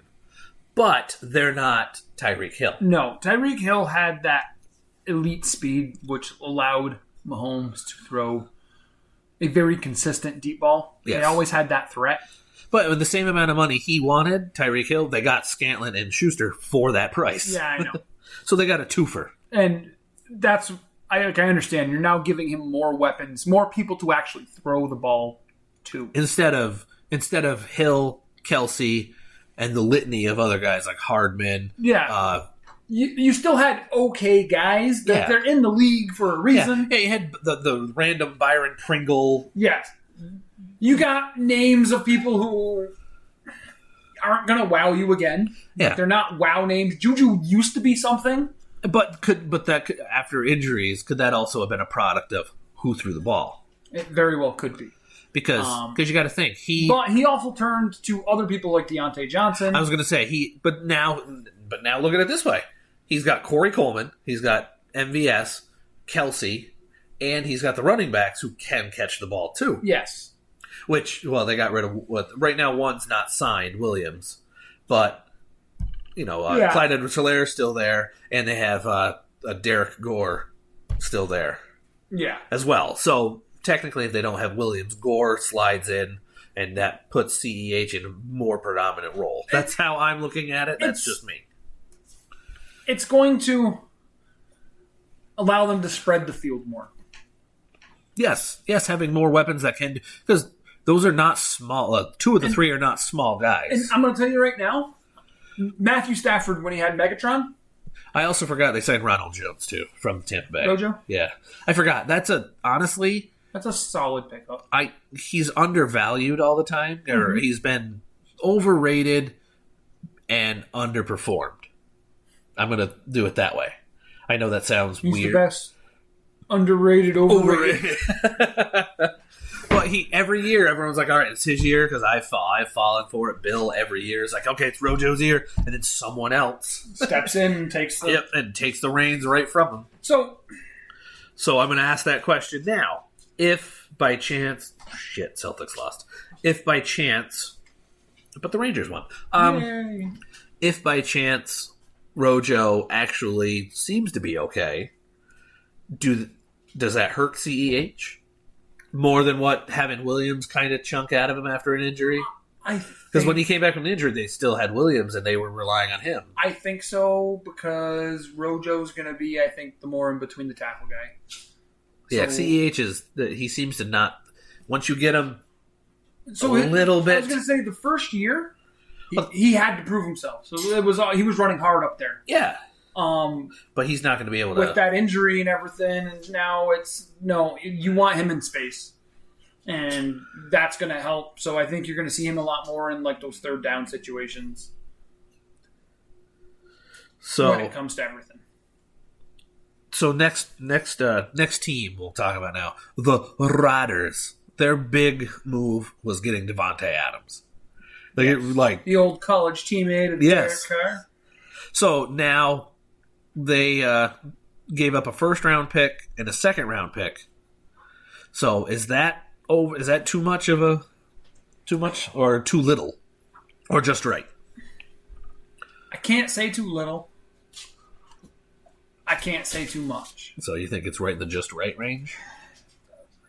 Very close to it, because the Packers had to do something. Well, he was running on the franchise tag. Yeah, I mean, that's what I mean. They had to do something. Yeah, so this way they at least get a first and second for a guy who's most likely just going to walk. And that's why I can't say it's one way or another, because at that point it's what's my best offer. Yeah, some teams end up holding on to a guy too long and get absolutely nothing get scorned for a star, and he is, let's be honest, a star. Yeah, no, he's a stud receiver. He is number one, number two, depending on who you look at. Yeah, he's not under that. So the question is his production going to drop with a different quarterback? I know he played with him in college. Yes, but it's still not Aaron Rodgers. I was just about ready to say he's not Aaron Rodgers, so I'm gonna look at it this way. Derek Carr didn't have a big threat other than Waller. Yes. So now, but what about Henry Ruggs? He was a threat to everybody else on the road. On the road, he was. That was good. But he totally distracted me. Sorry, that's all right. But oh god. But so now, I honestly think that helps Waller. In the end, it's going to take, and I think it's the one guy that I think is really going to help Hunter Renfrow, because now Renfrow is that third down guy still. Well, he's that, but now he doesn't need to be number one like he was at the end of last year. Now he's Adam Humphries. No, I'm just kidding. No, he's Cole Beasley. No. Honestly, he'd more like Waddle. He could be more like the Waddle role. Because that's more fitting, honestly. Because he could be your underneath guy, which he was on third downs, doing like a 9 and turn. But again, I'm still going back to, is Devontae going to produce like he did last year? The year prior? Without the year prior? Here, I'm going to do this. I'm going to go to his stats for this past year. So that way we can look it up and I'll go, all right. So he played 16 of the games and he had 123 receptions for 1,553 yards. That's a lot. He also was targeted 100. Oof, good Lord. It scared the crap out of me. He was also targeted 169 times, which I think is about close to what he's going to get in that. If he plays 17 games, he'll get about that. Because it's going to take the extra game to get him there. But now I'm going to ask the question, what if he doesn't stay healthy? How terrible of a trade does this look? I mean, healthy's... That's the thing. Because he hasn't played a full season since 2016. But I think that's a risk you have to take for a guy like this when you're in the position that the Raiders are. Yeah, he missed one game, and it was kind of but it was a one little injury. Can you let Rosie out? So she doesn't have her thing on, so you'll have to go out with her. But I'm thinking his touchdown total will be about the same. He had 11 last year. He had 18 the year before. I don't think he'll sniff that. But 11 is comfortable. I just don't think that his the Raiders needed this. They needed a target. Because no offense to Renfro and Byron Edwards. But Edwards, I had high hopes. But after looking at him, he's not going to be as good a receiver as I thought. But I think he'll be as a number 3. I think he'll be fine. Well, yeah, I think a number 3 he'll be fine. Pop the top off every now and then. Which technically means he'll be your 4th receiver because I'm going to count Waller, even though he's a tight end. He's more like a receiver. He's the number 3 target, and that's the number 4 target would be him. But yeah, I really think it was a good move for the Raiders. Well, they had to do something. Exactly. Like you said, had to do something. It's shit or get off the pot on Derek Carr time, basically. Yes. Oh, absolutely. Yes. So if you're staying with him, you got to do that. Yeah. And it's going to do nothing but help the team. Yes. And then, they also brought in Demarcus Robinson, another one of those names from Kansas City. And they, they're running back. They have Jacobs, but then they brought in Amir Abdullah, Brandon Bolden, who came from the Patriots. Yeah. They signed a couple offensive linemen, defensive end. They got Chandler Jones. That's not a terrible pickup. He's not what he was. They got Max Crosby. Yes.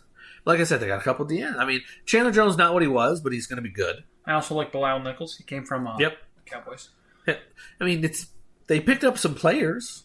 They picked up good players, but nothing that, again, Chandler Jones. Don't forget about Rocky Sin. Yeah. Again, like I said, Rocky Sin City, if that's not a fucking thing, I don't know what it's got to be right after he gets picked. Yes. And then the final team, the Chargers, one of their big moves was getting Khalil Mack from the Chicago Bears. Don't forget about Dustin Hoffman. Yeah. Oh, Hopkins, sorry. They got him for a 2nd round pick and a 6th round pick. So the Bears traded the farm to get him. They did. They did. So that aside, the 2nd round and 6th round, too much, too little, or just enough? At this point in his career, I'm going to say even still too little. I thought it was too little also, but again, if that's what teams are willing to pay, and that was the best offer they claimed to have gotten. And that's what you're doing. If you're shopping someone and you get the best offer, you're going to take that best from offer. the teams they're willing to trade him to. Mm-hmm. That was the best offer they would get. And you needed to clear space. They had to clear space. I'm not going to lie. It's going to make Bosa that much more dangerous. Yes. Absolutely. Absolutely. That much more dangerous. Them getting Gerald Everett from the Seahawks was not a bad idea either. No, they needed tight end help. And he was serviceable. No, he's a good receiving tight end. Yeah, and he's a red zone guy. Yes. Them re-signing Mike Williams was big. Oh, yeah, they needed that. Yeah, because if he would have sniffed another team, I think he would have shined. Well, yeah, no, because, don't get me wrong, love Keenan Allen. Big Keenan Allen proprietor. Steady. Yeah. Steady. When someone says, talking about fantasy, he's honestly, no offense to everyone else, he's one of the steadiest guys in the league. I want to target him every year, but he's always gone. Yeah, because everyone's like, oh shit, he's still there. But in reality, going into a draft, he's steady, and even in fantasy, he's undervalued because people look at all these, like everyone we've talked to or talked about. I wish we talked to. That means our show would be huge and we'd be making money. But but besides, that's neither here. Nor it's way there or over there. Yeah, it's gone. We also live in an area where it's really easy to get a hold of these people. Yeah, so much. I'm still happy. At one point, I got a literal referee from a real wrestling company beyond the show. I knew him, but that's a different story. He was a referee for Ring of Honor. I got him on the show. Yeah. So now that they have Everett and Williams to go, Williams back. Now I'm going to go to the record wise with this giant. Honestly, this is a division that is up in the air. It's going to be tight. It's up in the air. I think the Chiefs take a small step back. I can agree with that because of getting used to a whole wide receiving core that's new. Because almost everyone's gone except for Hardman, I believe. I think Hardman's the only one that's still there. Because Pringle's in Chicago, which we'll get to. We just talked about Robinson being gone, like Tyreek Hill's in Miami. So, anyone who caught a ball other than other positions, other than Hardman and Kelsey, really, are pretty well gone. Yeah. Because Sammy Watkins left at the beginning of the year to the Ravens. Or whatever it was, yeah. So, I mean, that was last year. But still, anyone who caught the ball in the last couple of years other than other than Hardman, is gone. Yeah. So, I think they're going to take a small step back. Not a large step back, but a small step back. That was my opinion there. That was my big opinion. I agree. You agree. I agree. Nice. But at the same time, I'm gonna say the surprise is going to be that Denver takes this. Really? You think that's a surprise? I think people are going to expect them to be better, but I don't think people are going to expect them to overtake the likes of the Chargers and Kansas City record-wise. They're going to do better than they did, but it's not going to be that level. People forget how good they did with what they had. True. So, all right, if you have to go worst to first in this one, because where are you going on this one? Because this one's hard. It is. Like I said, almost a crapshoot. I'm going to go Oakland. Oakland last, but now here's another question. Because of playoff stuff and how it goes, is there a chance that this whole division? It's possible. And which cuts out everyone else. Yeah, it's possible. But... Yeah, because you think how many teams make it now? Yeah. There's 7 instead of 6 like it used to be. Yeah. So now you can have all 4 of them make it, and nobody else. Yeah. It's difficult because of the. Yeah, they're playing each other and shit, but they can split it and then beat everyone else basically for the most part with a miss here or there. Yeah. And all of them can have 11 wins and be. Yeah, I know. Now that you say that, I'm going to give you an over/under for the Raiders. Okay. I'm going to put it at 8.5. I'm going to go over. I'm already leaning just because that would be the 4th place team. I'm looking at it as realistically. No. But I was thinking 9-10 wins easy. Okay. And that's what I mean. I'm thinking this is going to be a 10-win minimum division. Yeah, you have to hit the. That's a screw. I think you're breaking your chair. Yep. That's a screw. Rosie. Don't need the screw. So who would you have in third? And Thoyd, I would have Kansas City. Kansas City third. All right. Who would you have second? Second, I got the Chargers. So the Broncos number 5. Like I said, that was my... So the team that wins, I'm not going to say the Broncos because it could be anyone. Yeah. So if I said 12.5 for the over-under for the winner. And you just said you would have 9 or 10 for the last place one. So if I had 12.5 for the winner, what would you? So would you go over or under for just this division? 12.5. I'm going to go probably over. I think it's more than likely that somebody's going to have 13, 14. Okay. Do you think it's going to be that? Yeah. Okay. All right. But it's still going to be a tight. But the reason why I said that number, I was thinking 10 for the base. 10, 11, 12, 13. Basically. Because you're going to get one of these teams that stumble somewhere. They're going to have a hiccup. Injury's going to happen. Yeah. You know, all right. It's the way it goes. So for me, this is so hard. This division is so hard. It is. I'm going to have the Raiders 4th, and I'm going to have them under the 8.5 that I put. I'll have them at 8. Okay. Which is still respectable. No, 8-9 in this division. Jesus, that wins the NFC East every year. Then I have the Broncos 3rd. I think they'll have the hiccup. Okay. I have them 3rd. I have the Chargers. I have the Chiefs 2nd, and I have the Chargers winning that division. And the reason why I think the only reason I'm going to say is because Noah Fant is not there as the big fallback. He doesn't have that. He won't have that here. I don't think he needs it. His one fallback, if they use him properly, will be Javonte, the running back, Javonte Williams.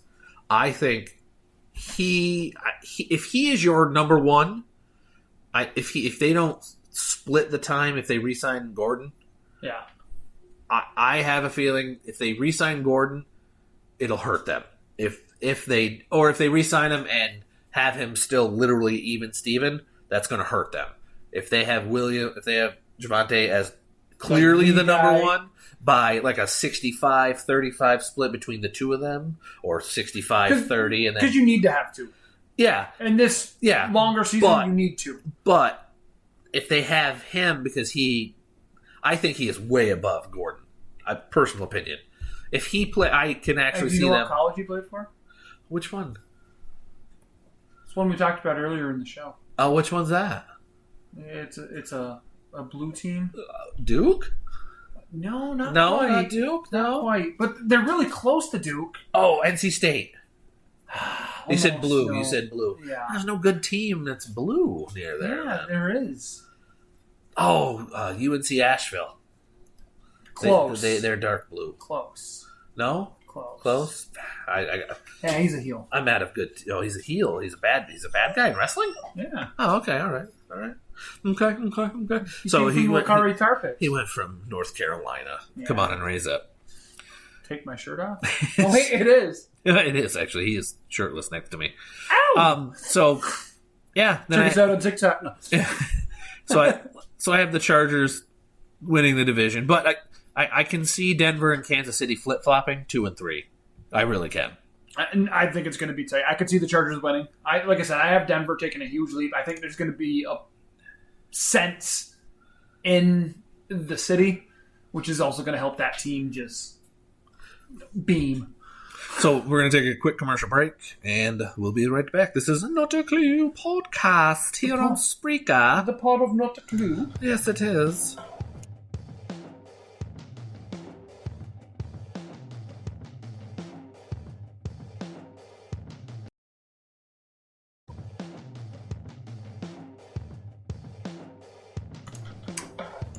And we are back. This is Not a Clue podcast. And we are black. Holy Lord. Wow. At least I am. And CD is wherever he is. You're pretty crystal clear. And the fact that you said that, I'm shocked that, where'd she go? Did I still have a girlfriend? Yeah. I'm like, she would have been like, whoa. It's my house, Mo. Well, anyway. Spreaker.com/show/nauticalpodcast, Facebook.com/nauticalpodcast. On that Twitter thing, nauticalpod. Subscribe to the YouTube channel. First name of the channel, Not a Clue. All one word. Second is podcast. Find us on TikTok as well. Nautical Podcast. Nautical Podcast over there. Find us on Spotify, iTunes, Amazon. You can find us wherever you're streaming. It doesn't matter. I stream it. Wherever you're listening to right now, tell your friends. I stream in the bathroom. Whoa. And any music you hear brought to you by The Future Home, please listen to them on anywhere that you stream music and comedy, because they do both. So now we'll try to go through the AFC, the NFC, a slight bit quicker, because we've already talked about Dallas, so we don't have to worry about them. So now we'll go to CD and your brother's team, the Giants. So, is Danny Dimes the quarterback, or is Tyrod Taylor the quarterback? It doesn't matter. Does it matter? I mean, technically. Does it? I think so. I don't think they have any fantasy relevance at all this year either. Does anyone on that team have fantasy relevance? No. Not even Saquon? No. Saquon can't stay on the field. If the Giants were smart, they'd deal him. I mean, teams wanted him last year and they wouldn't move him. He was off limits. If the Giants were smart, they'd deal him. But you said the key word, if and smart. Yeah.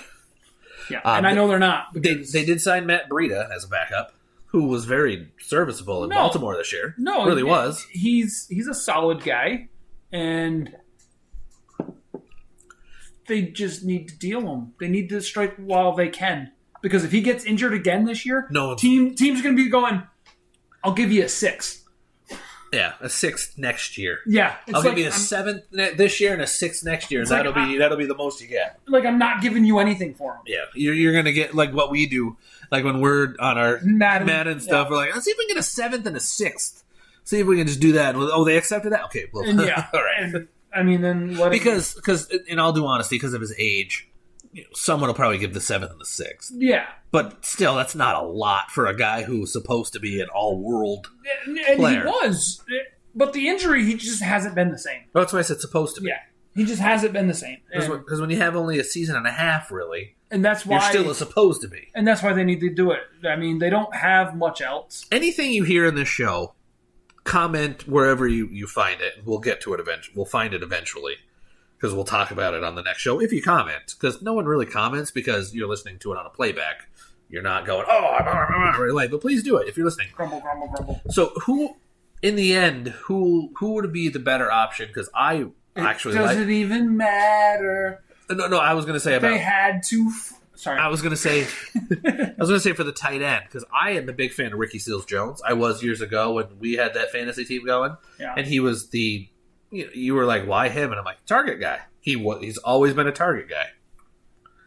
I like him. Do you think he'll end up performing better than Evan Ingram? Also, you got to look at who's throwing him the ball, though. I mean, that was part of the reason why Evan Ingram did it before.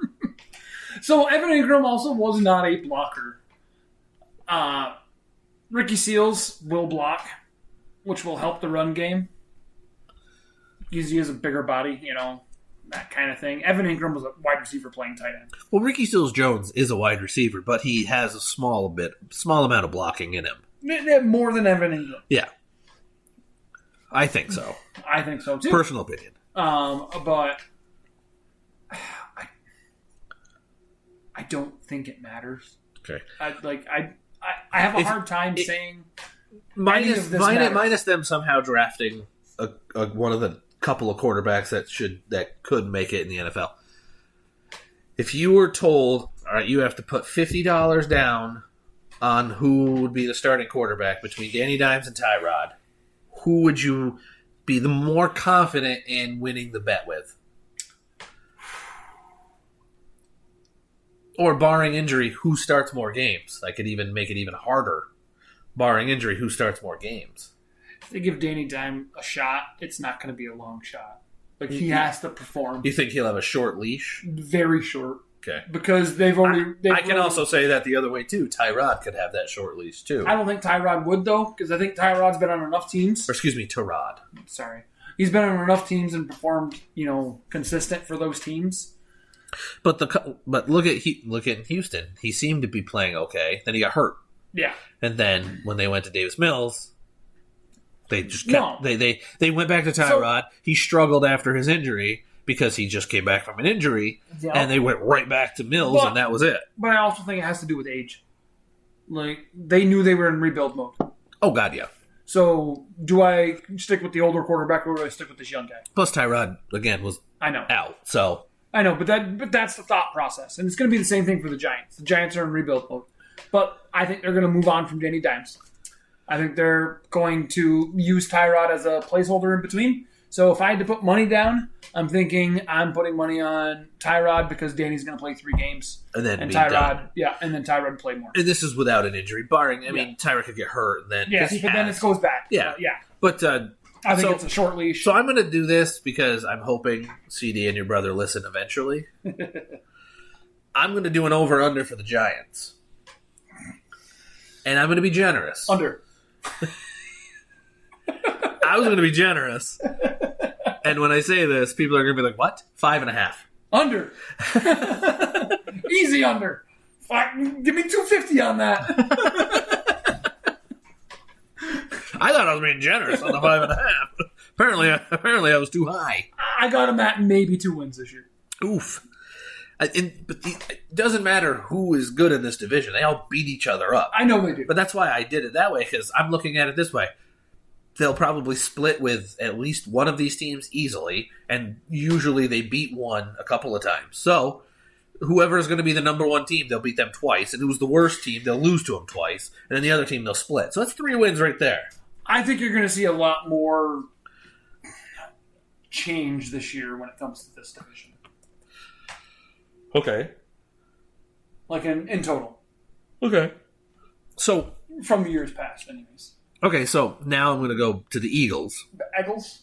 They got a new... They re-signed Jason Kelsey, the other Kelsey. The center. They signed Zach Pascal to a wideout deal. Greg Ward as well. Re-signed Boston Scott. Re-signed Fletcher Cox, which they needed to do. If they let him go, they were...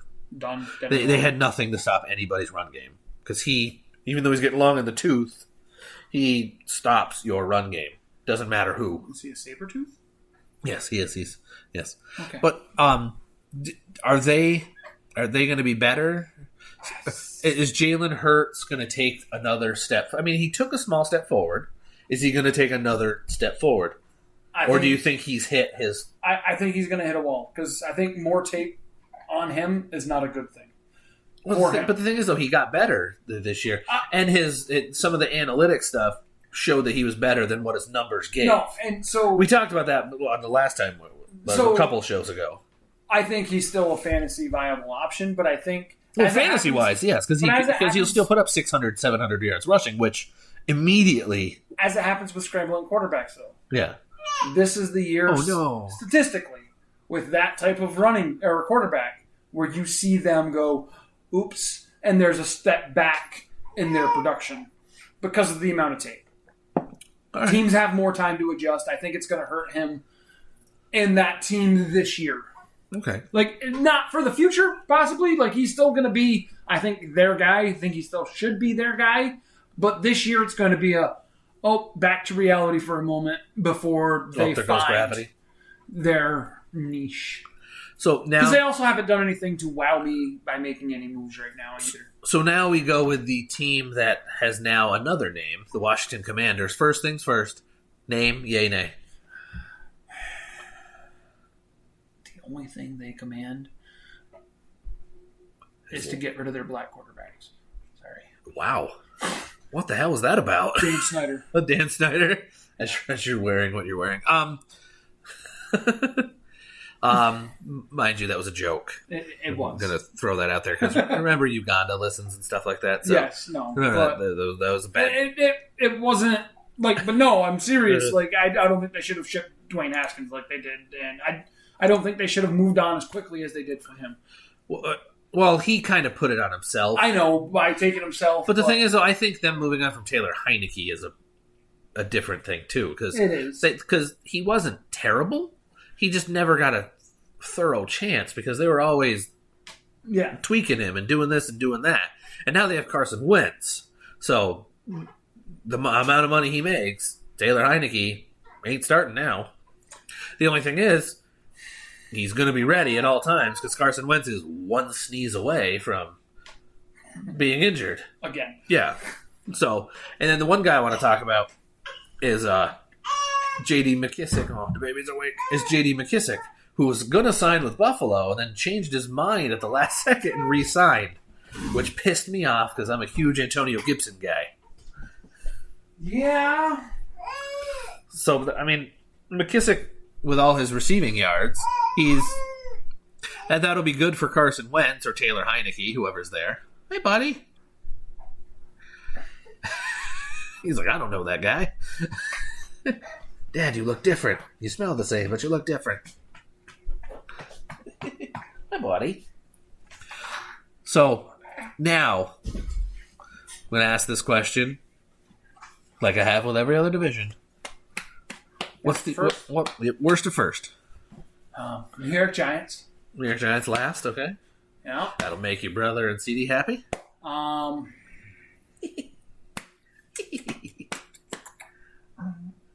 big burps. Big old burps. Then I have... See, this is a tough one, but in the wrong direction. Yes. I'm going to go with Washington football team. Okay. I don't think Wentz is going to do as much as they think. Okay, you still call them the football team. Yeah, sorry. It's okay. Yeah, it's a nay on the name, by the way. Okay. I'm not a fan. Yeah. It's hard. Yeah. Actually, I like the Washington football team. And then I have the Eagles. And then you have your hometown team. Them boys. The boys of cows. So I have the Giants last as well. I have the Commanders next. And then I have the Eagles, and then I have the Cowboys. But I think the Eagles and the Cowboys are going to be tight, closer than you would think. Because this division is going to be 10 wins, and that's the winner. That's the winner. I think 10 wins, and then second place is going to be 9. And it's going to come down to however the schedule works out toward the end on who's playing who for that. I honestly think it's going to depend on the draft, honestly. Yeah. And remember, this is before the draft, so, I mean, there's still, we have a month until the draft, so. There's a lot of ifs and buts in there. Yes, buts and ifs. All right, Butts so and sniffs, butts and sniffs. So now we go to the NFC North, and we'll start with the Chicago Bears. Where they grab their new quarterback. Trevor Siemian. I mean, well, Andy Dalton went elsewhere. Yeah. We'll touch on that, I'm sure. Yeah. Those guys will be coming up. They still have Nick Foles. Big Nick. Yeah, they let Allen Robinson go, but they brought in Byron Pringle and Equanimus St. Brown. Those two, make up for that. Yeah, woo. They equal nothing. I mean, no. I was going to say, okay, actually, they can equal what he got this year for stats, which was like 47 catch, whatever the hell it was. Yeah. Here, I'm going to look that up real fast because it was nothing. No. He did terrible this year, but the team was in a... I'm confused. Yeah. He had 38 catches, 410 yards, and a touchdown. That's all Allen Robinson had. Yeah, I had those kind of stats. They one game in Madden. They legitly can... Those two can do that. I mean, and they let a bunch of people go, too. And they let most of their defense go, to be honest with you. Traded. Trevathan's gone. They just let go way too many people. I mean, and they were going to sign the best offensive lineman that the Bengals had, but the Bengals came in and re-signed him. So you're coming back. Yeah. So I was like, damn it. Because they ended up agreeing to pay that little bit extra that teams do. Yeah, to match. Yeah. So honestly, I hate to say this, but the Bears are, I don't know, they're going to go down even more, I think, this year. I hope that their draft is good, but they don't have a first round because they traded it to the Giants. Now we're going to cover the new season of Hard Knocks. Yes, the Hard Knock choice, the Detroit Lions. So they're picking up DJ Chark, which honestly, it's a good pickup if he performs well. But I'm going to look at it this way. Who's getting him the ball? Amon St. Brown, who just came along this year and did very well, who I was hoping would not get another bigger name because I was going to target him again. But now with Chark there, it's either going to really help him or really hurt him. Because I don't think there's going to be anywhere in between for that. But that's just me.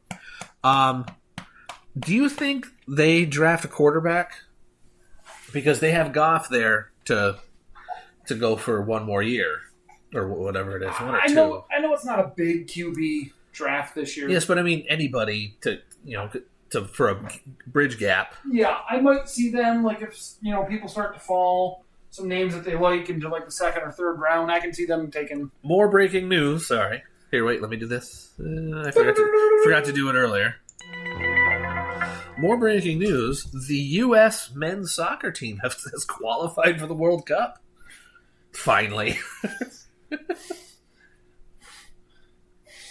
Foosball. That's big news, technically. No, it is. I like soccer, so... If it were the women's team, that would be... Yeah, that would be ho-hum. That'd be yeah. like, they made it to the World Cup. Oh, joy. Let me know when they're in the championship. Yeah, let me know when we get down past the opening round robin. Yeah. When we get past the opening stages. We qualified. We'll be knocked out in the first round for the men's. But the fact they made it. We qualified. Yeah, they made it. So that's a whole different bird. But anyway, do you think the Lions actually, because of how they played at the end of the year, I mean, they signed a few people. They're not wowing me with any of these guys. DJ Chark's the only one that moves a needle for me, really. But do you think that they actually get better? Because they can't get much worse. Honestly, do you think that?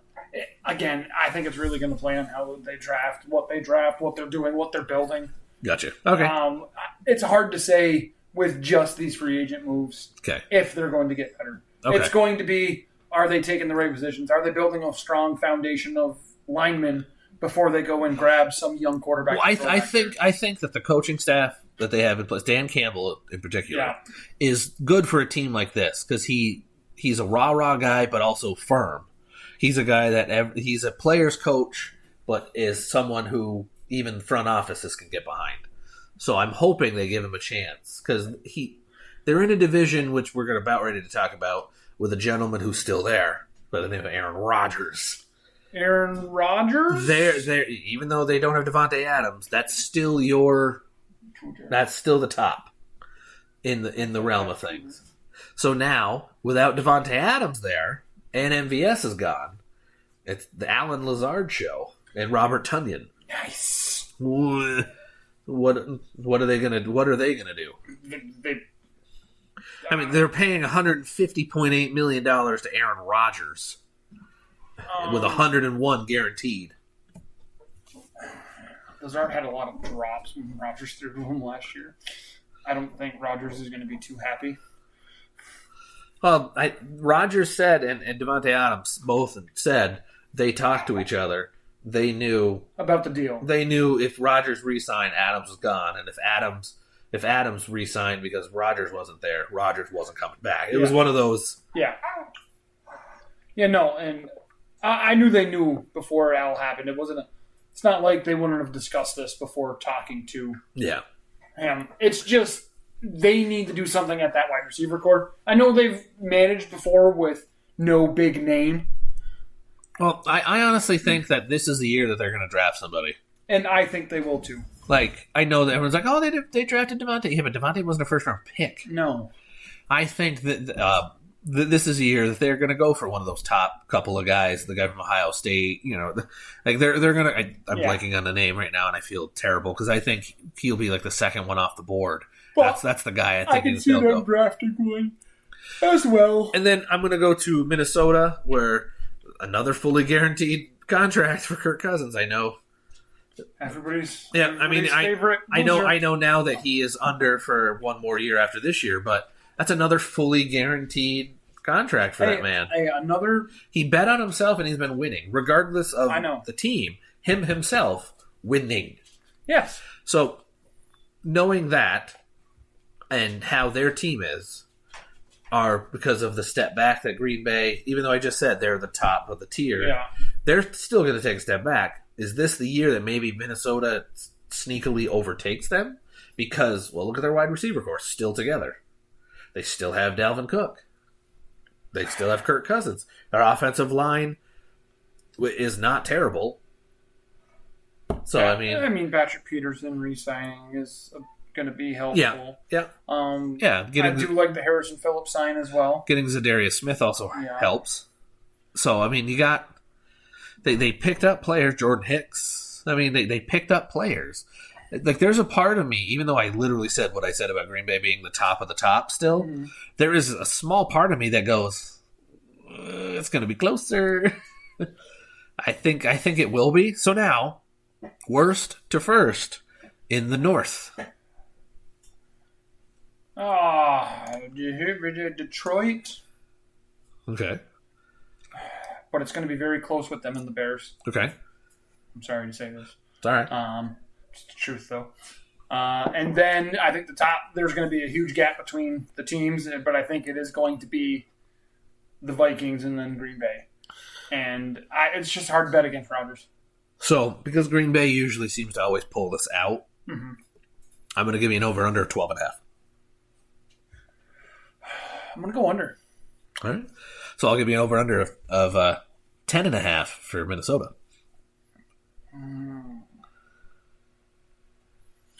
Again, not knowing who they play, like outside of conference, Yeah, I mean, I could look it up, I know, but I'm not. But, no, and... I'm going to... Sorry. Go with the over. Okay. So you basically have 12-11? Yeah, something like around that. So I'm going to go Bears last. And I hate that.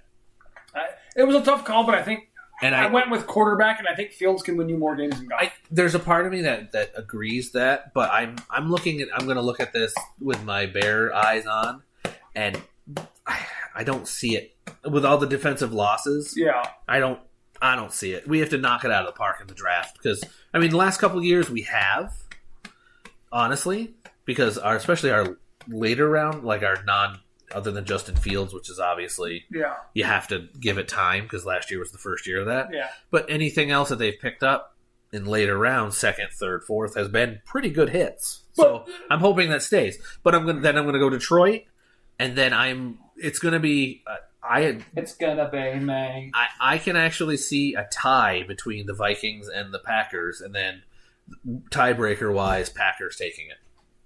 I can honestly, so it's Packers 1, Vikings 2, but I can see it that way, and I'm gonna say it's gonna be 11 wins, 6 wins, 5 wins. Okay, that's how I have it. And I think I'm being very generous to the Bears, giving them 5. I think you're being generous to the Lions, giving them 6. I don't think Goff can win you that many games. But the way they played toward the end of the year last year is why I'm giving them 6. And okay. But anyway, let's go to the South, and we'll start with the Matty Ice-less and Calvin Ridley-less Atlanta Falcons. Why are they Calvin Ridley-less? First off, we'll go to the Calvin Ridley issue. Why is it that a gentleman who has all those sexual assault charges possibly playing when a guy who only bet a $1,500 bet on a parlay, which was a stupid parlay bet, gets suspended for a full season? Because it's somebody profiting off of... What it is they don't want to set the precedent of allowing people to gamble on their games that they... Especially he one of his picks was his team. Yes. And... they don't want to set that precedent. It's been set in other sports as well. The whole Pete Rose debacle. Yes, but he was a manager. He wasn't a player. That's one big difference. I know, but it's still the same thing. Yes, like as Pete Rose said, he always bet on his team. It's not like he was betting against his team. Yeah. So he was still trying to win. And Ridley said the same thing. Yeah. He bet on his team to win. Yeah, and it was just a part of a parlay bet that he did because he just wanted to do it. Which I think is ridiculous, but I understand what the NFL is trying to do. Yes. The business they're running, they're like, no, we don't want to set this precedent to open up the door to other people doing this. But now that they actually are look at a lot of their sponsors are these gambling sites. I know. Like FanDuel, DraftKings. But again, you don't want your NFL players doing it. No, I agree, but it's one of those things where he didn't religiously do it. He did it one time. No, but they should have penalized more all of their domestic violence. Yes. Because they've set a too small of a precedent for that compared to this. Yeah. They don't want to fall into that category. Because I'm gonna say, because if I was a woman looking at this, I'd be like, wait, the NFL cares more about. He placed a bet. Yep. And he's getting suspended the equivalent of 7 other guys, basically, on domestic violence, rape, all that shit. But yet, that. Yeah. So, but the other thing is as much as I hate to say it, the rape cases and everything, it's always allegations, Yes, but then you have ones that I know that are like the Ray Rice. Yeah. Like you saw that happen. Yes, but I know that they went from a slap to okay, you're suspended because the video came out. Yeah, but there's been other cases where people have done it and there's proof, but the NFL's like 2 games.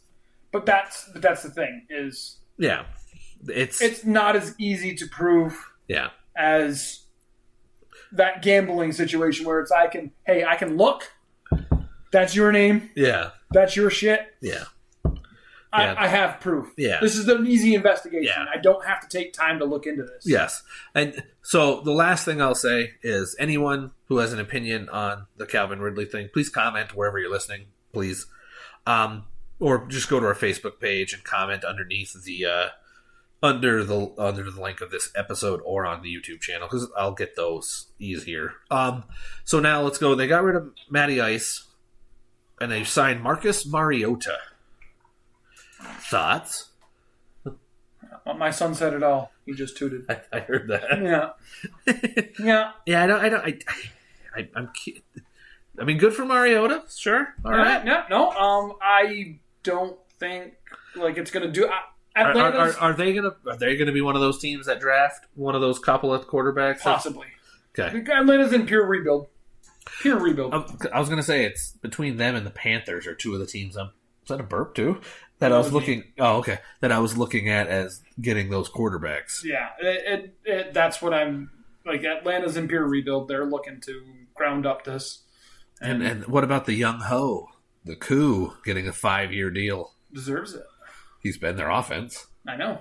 Honestly, that's what I mean. He deserves it. And they brought back Cordero, like we talked about, for 2 years. I mean, Auden Tate, another wide receiver who had promise but hasn't done anything. They got Jake Matthews. Yeah. Extension to him. I mean, they signed Casey Hayward, but he's, again, on his downhill. I mean, you can tell they're rebuilding, and they're getting pieces just to piece in there. Yeah. That's how I'm looking at this. All right, now we're going to go to the Panthers. Like I said, the fact that I'm glad they gave DJ Moore a contract extension. Yeah. He, honestly, other than when McCaffrey's healthy, that's their offense. Yeah. Honestly, let's be honest. He has been. Let's be honest. They got Deontay Foreman, who was one of those running backs in Tennessee, who filled in nicely for the most part. I mean, he struggled at times, but they still have Christian McCaffrey. Yep. Oh yeah, but you definitely need viable backups. Yes. No, he was my first pick last year, and it hurt. But you could not take him this year. It's different. Now that there's 2 years in a row of it, it's going to be different. But these guys are in a rebuild. They are. It's honestly, I'm done talking about them.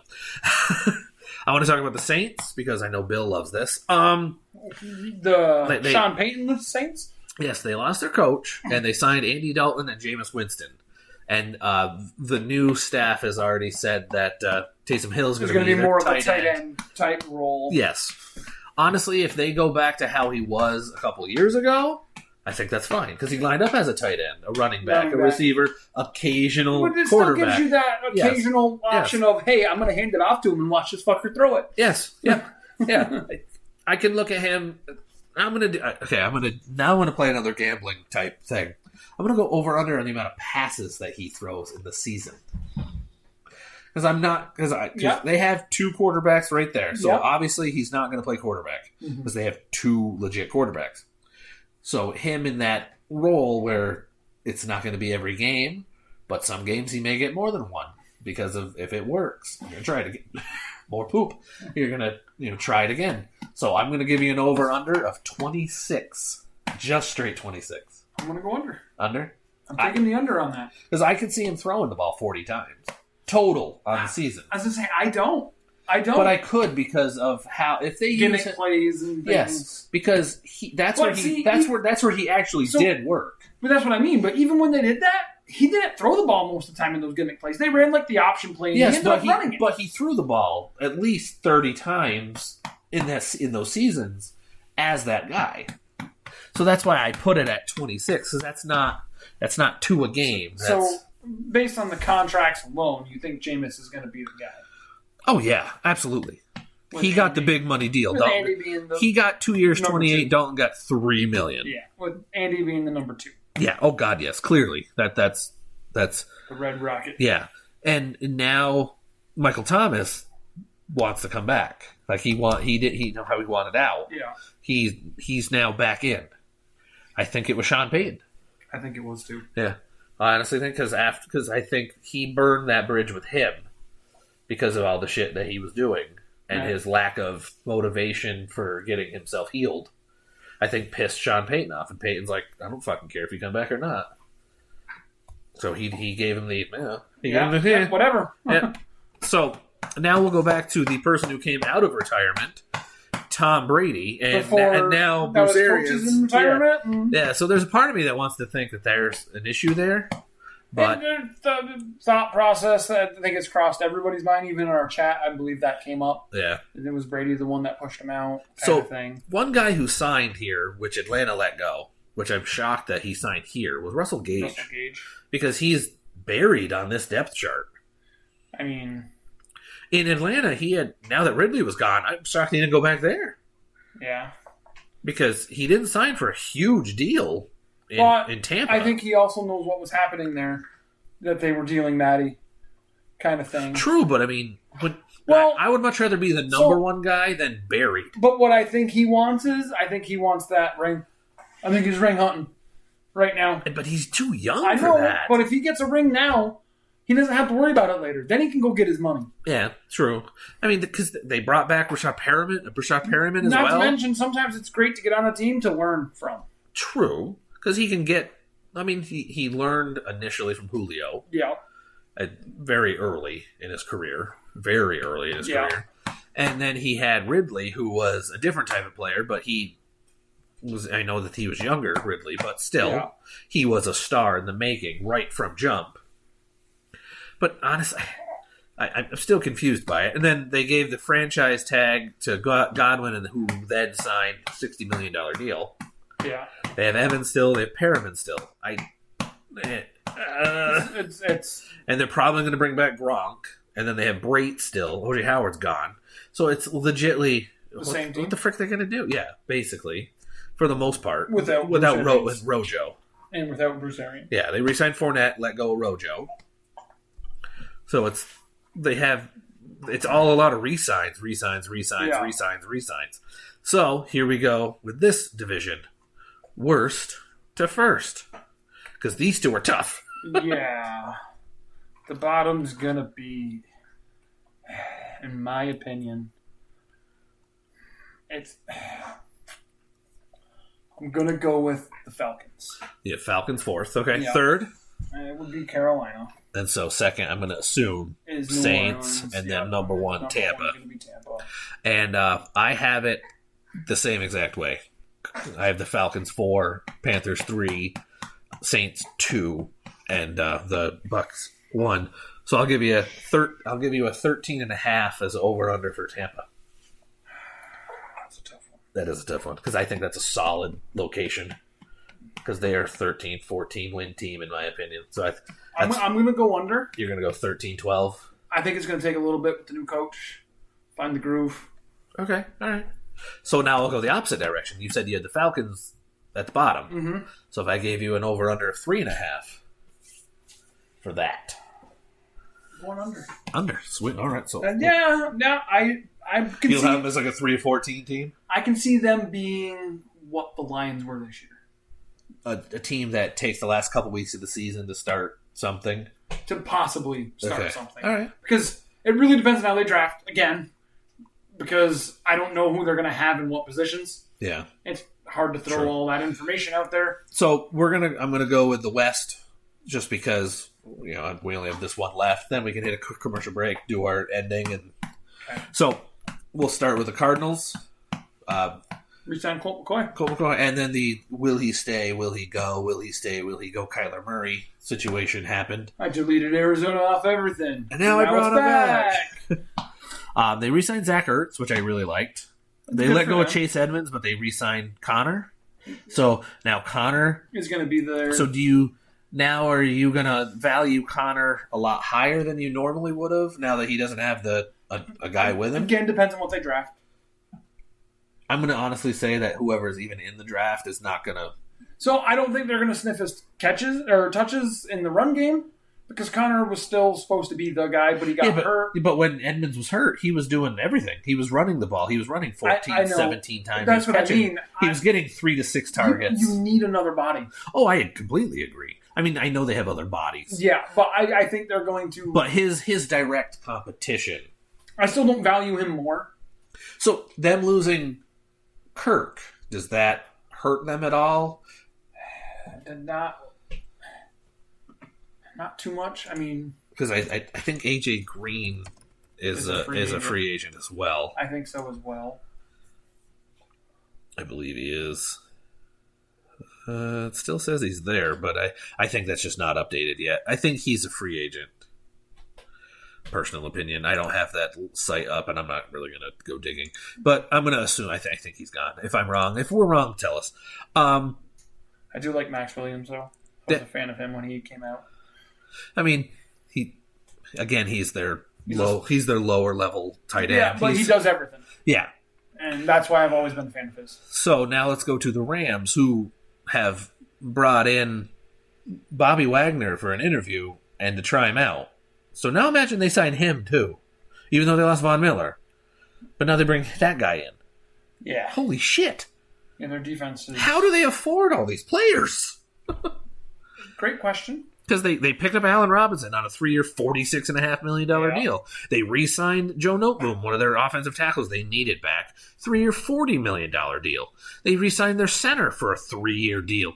They basically gave Matt Stafford $130 million. That's like, Jesus Christ. Well, they got rid of Robert Woods, which is going to save him some. Yeah, that's not a ton of money. No, but it's going to save him some. I mean, and Von Miller's gone, but Von Miller's a trade thing. So they gave up a bunch of... I mean, again, giving up all that stuff, getting a ring, that makes it worth it regardless.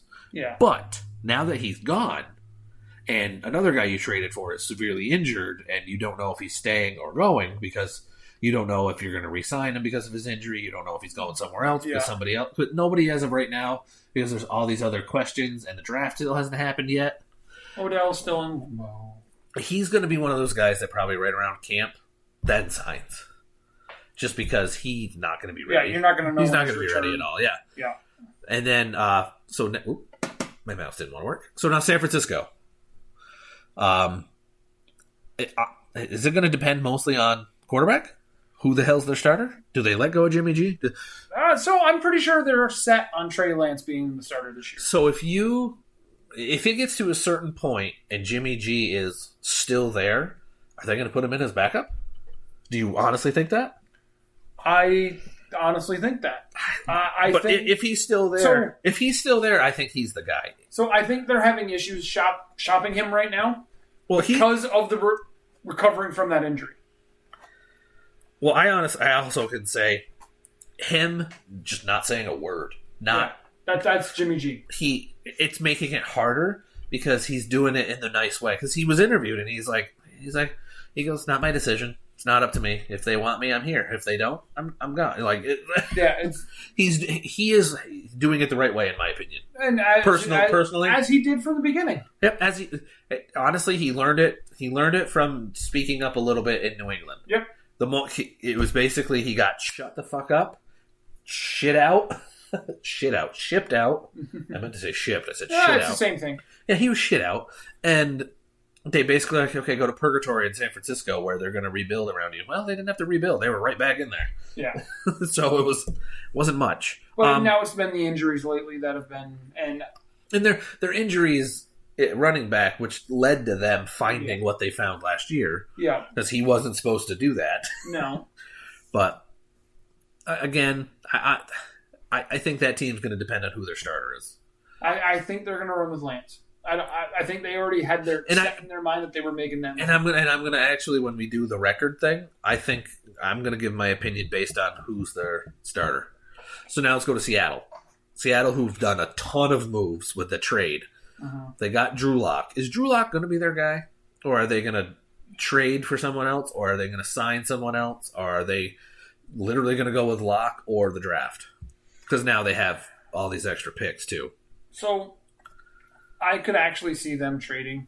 I can see this could be a team that trades up because of their extra picks that they have.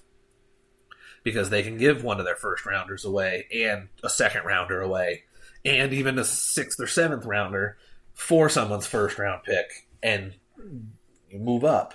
Because that team's going to be like, all right, we're still in the first round, gain an extra second round pick, and got a 7th next year. All right, we're good.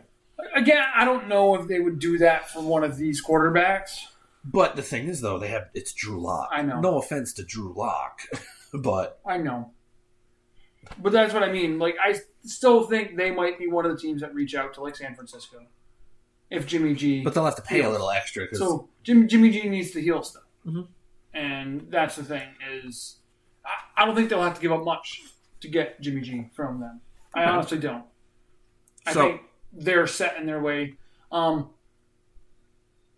course, you got Pete Carroll, who is just a loose cannon as it is, I feel. They have like we talked about earlier, as long as they don't trade one of them, they have a damn good 1-2 punch, and now they have a 3 with Noah Fant. Yeah. Because he's a step above Gerald Everett. As we talked about, we like Gerald Everett, but Noah Fant, much better. Yeah. He blocks decent, and he catches really well. Yes. That's, honestly, in this day and age in the NFL, that's what you need. He's a lower version of like a Kelsey Waller, who do some blocking and receiving very well. They also re-signed Rashad Penny, which I thought was really good because the last half of the season I've always been a fan of Penny. But he showed all that promise that he had. When he was drafted. Yes, and he was healthy finally, and he was like, all right, Chris Carson's hurt, gimme. Nom, nom, nom, nom. Yeah, and actually he's part of the reason why I didn't get last, because he played well. Nom, nom, nom. So I'm gonna just quickly say who is last in this division. In the current state, Seattle. Okay. But they have a lot of those other pieces, though, which is current state is Seattle, though. I know they're in a quick rebuild, but they are rebuilding. Yeah, and then I have San Fran. Okay. Then I have... I'm going to assume them. I'm going to say Arizona. Because it's hard to go against the defending champs when they haven't really lost a ton. They've lost some pieces. But not enough to make a difference, I feel. And actually, I'm going to say that, but my caveat is if they go with Lance, I think San Francisco is 4th. Okay. If they go with Jimmy G, I think they're 3rd. As much as I'm not the biggest Jimmy G fan, he has proven to win that he is not turnover prone for the most part. Every quarterback has that game where, oopsie, had a bad day, 2 picks. Oh well, every quarterback's done it. But I actually think they're a better team with Jimmy G constructed right now. Personal opinion. As much as I kind of agree that they're going to go that direction that you said, I think it's stupid. Stone stupid. Because seeing what Trey Lance did, I was not impressed. Nothing wowed you. But not at all. I understand, but I also think that you have to give him the shot. Okay. Like, you have to. Okay. You made moves to get to where you wanted to be to get them, kind of thing. What do you guys think, really quick? Lance or Jimmy G? I may even put up a poll. So, finish. Sorry. No, I you're not gonna win. I mean, yeah, you can. I mean, they've proven it that they can win with Jimmy G. But you got to take that shot. And I think he's got the type of arm Trey Lance does to put you in more games late than Jimmy G does. Okay. So I'm going to put up that poll between Trey Lance and Jimmy G. Oh, you're good. So that'll be up there. We're going to hit a commercial break, and then we'll come back to close out the show. This is Not a Clue Podcast here on Spreaker.com.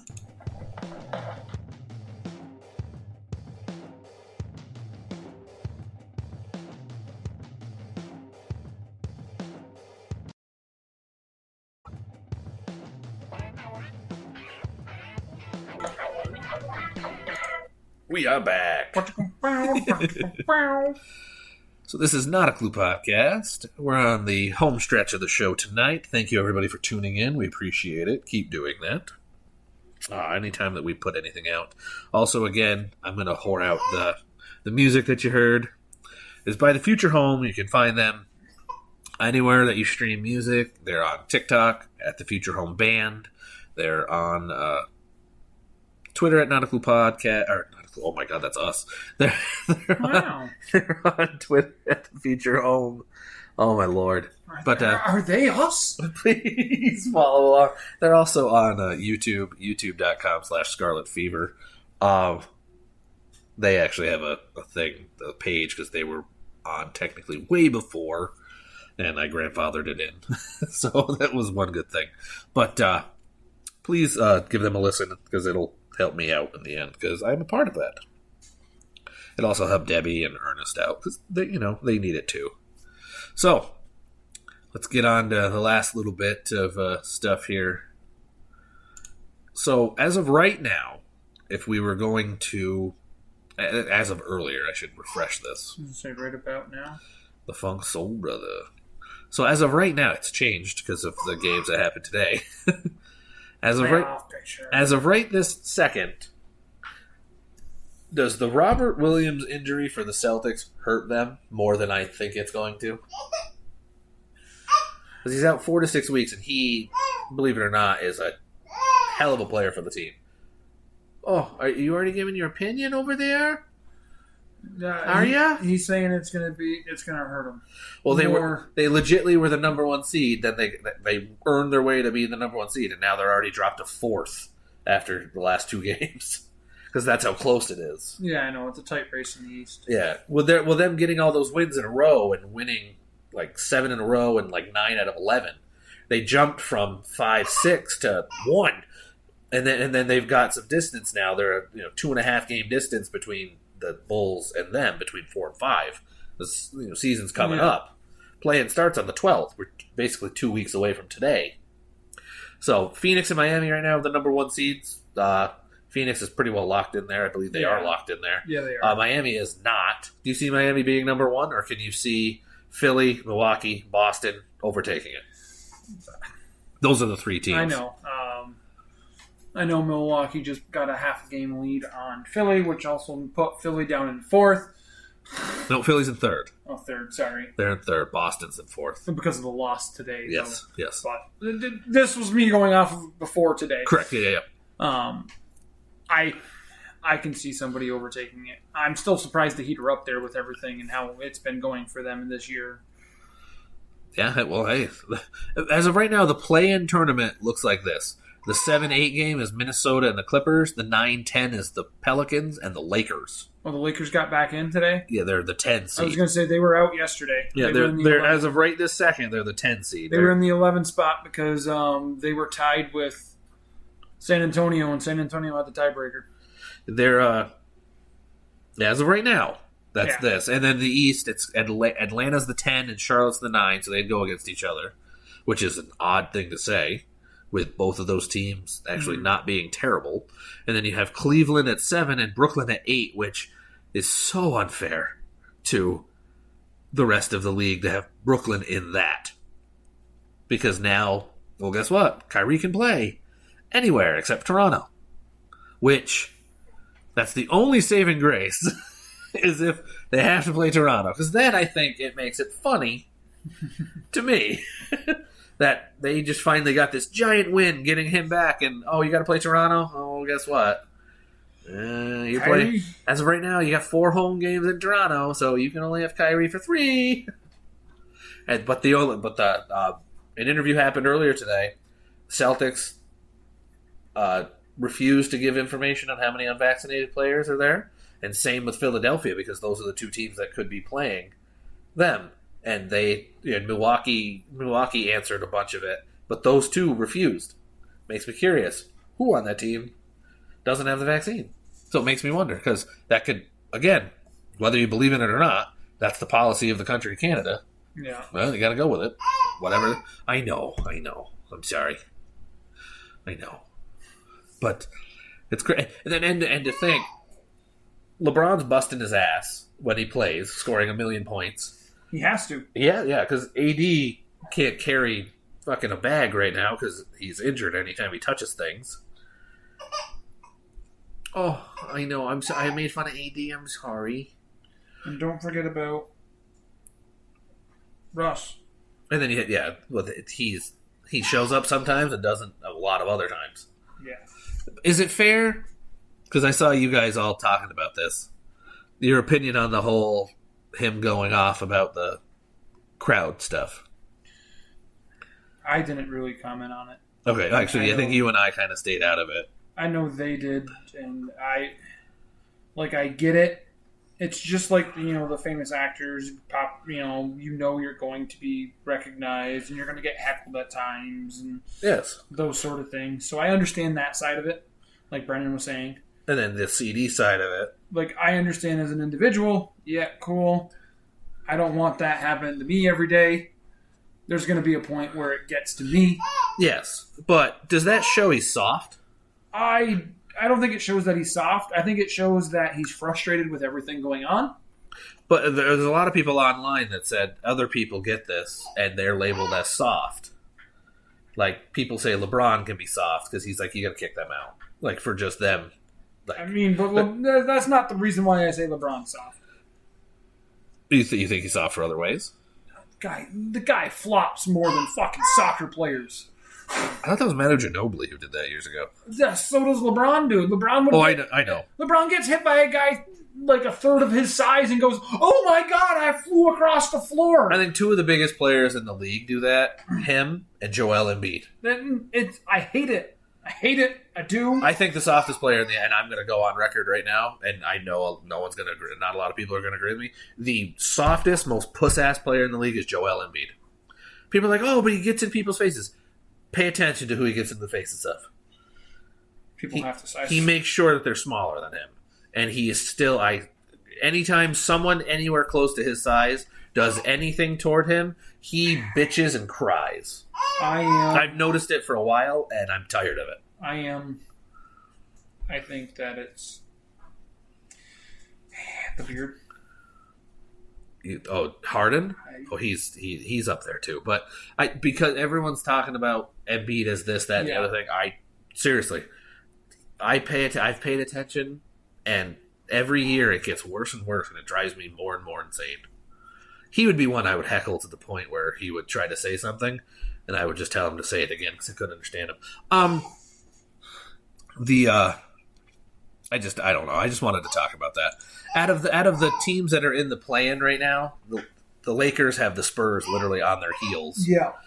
Are they the vulnerable ones, really? Because the East pretty much has what you got there. Yeah, the top's going to be the top. Yeah, basically the East, the top 10 are pretty much there. Yeah. The West, you have the Kings and the Spurs not too far away. So, and the Lakers, oh, look at the face, you're trying to cry. Oh, there it is. So, you don't want the Lakers out? You want the Lakers in? I think the Lakers are going to be out. Oh, are you mad at what Daddy said? Or are you agreeing with what Daddy said? Oh, you smiled now? Okay, agreed. Okay. Agree? Yeah, your son agreed with you. That's my boy. So we hate those Lakers, don't we, boy? yeah. I mean, that might have been a cry. I don't know. No, that was a yeah. That was one of those in betweeners. I couldn't tell. That was a yeah.